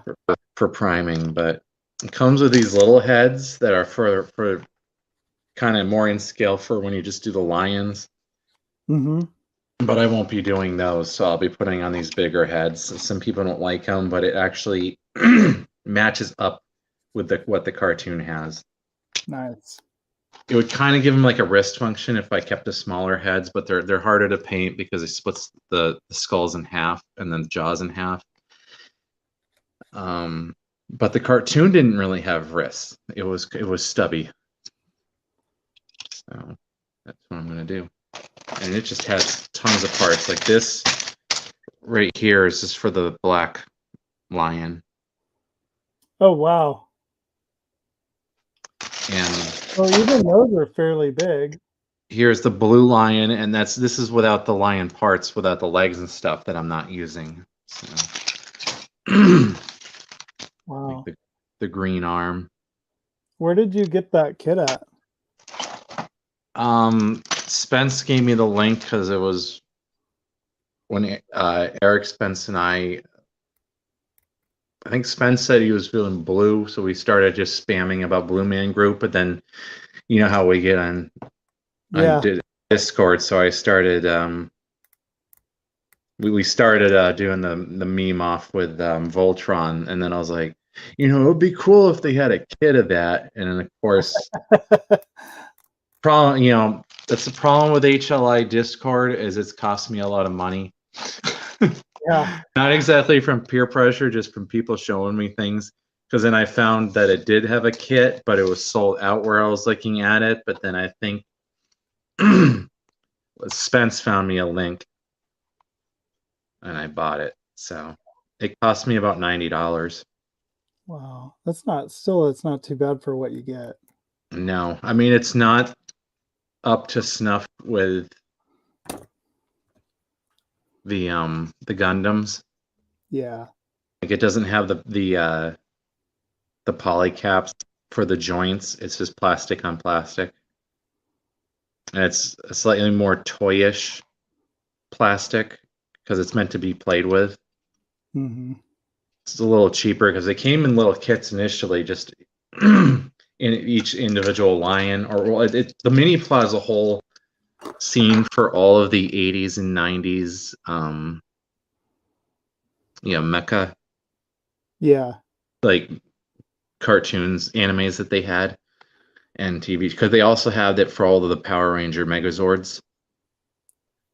Okay. So, and they because they build them to be individual for the individual robot, and then to build up into like for this one, the Voltron, you're gonna have more of a toyish because they have to transform. If it just the figure like the the Transformers figures, they're just the figures. They don't also transform into individual little robots, so they could focus more on quality of the figure.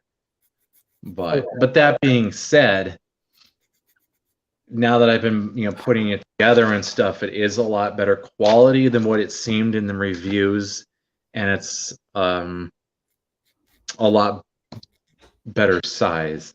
Yeah. I mean, some of the people that collect like the toy stuff, they've got like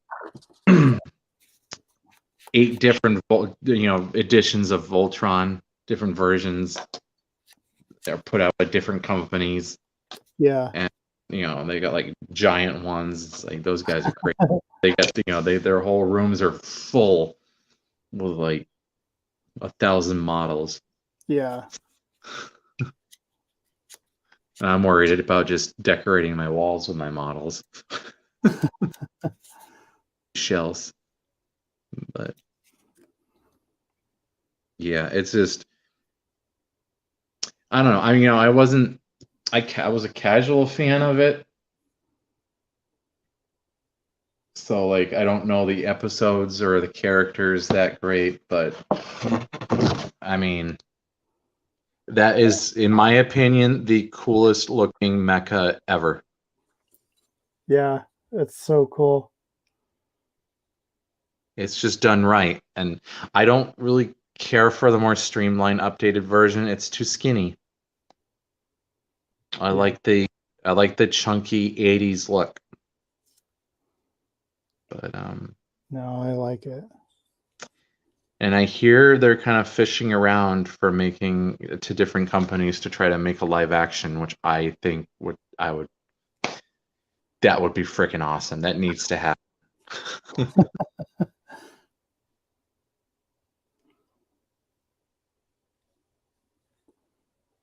All right. Well, I'm surprised I made it this long. Yeah. No, thanks for hanging out. And It's 12:30. No, it was fun. It was good to do, and it got me going again. So now I can continue on the Katinga and finally finish it. all right, cool. So Yeah. pleased to have everyone stopping in tonight too. Yeah, definitely. Thanks everybody that stopped in and participated, and thanks Jalen for joining me. You have no idea, I super appreciate it because it would have been tough to do this by myself. No problem. It was fun.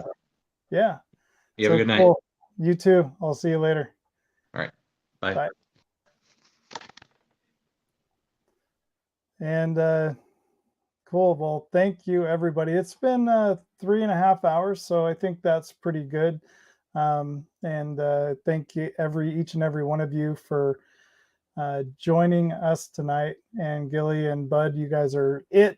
looks like you guys are the only ones left. So let me flip up here to my other camera if I can.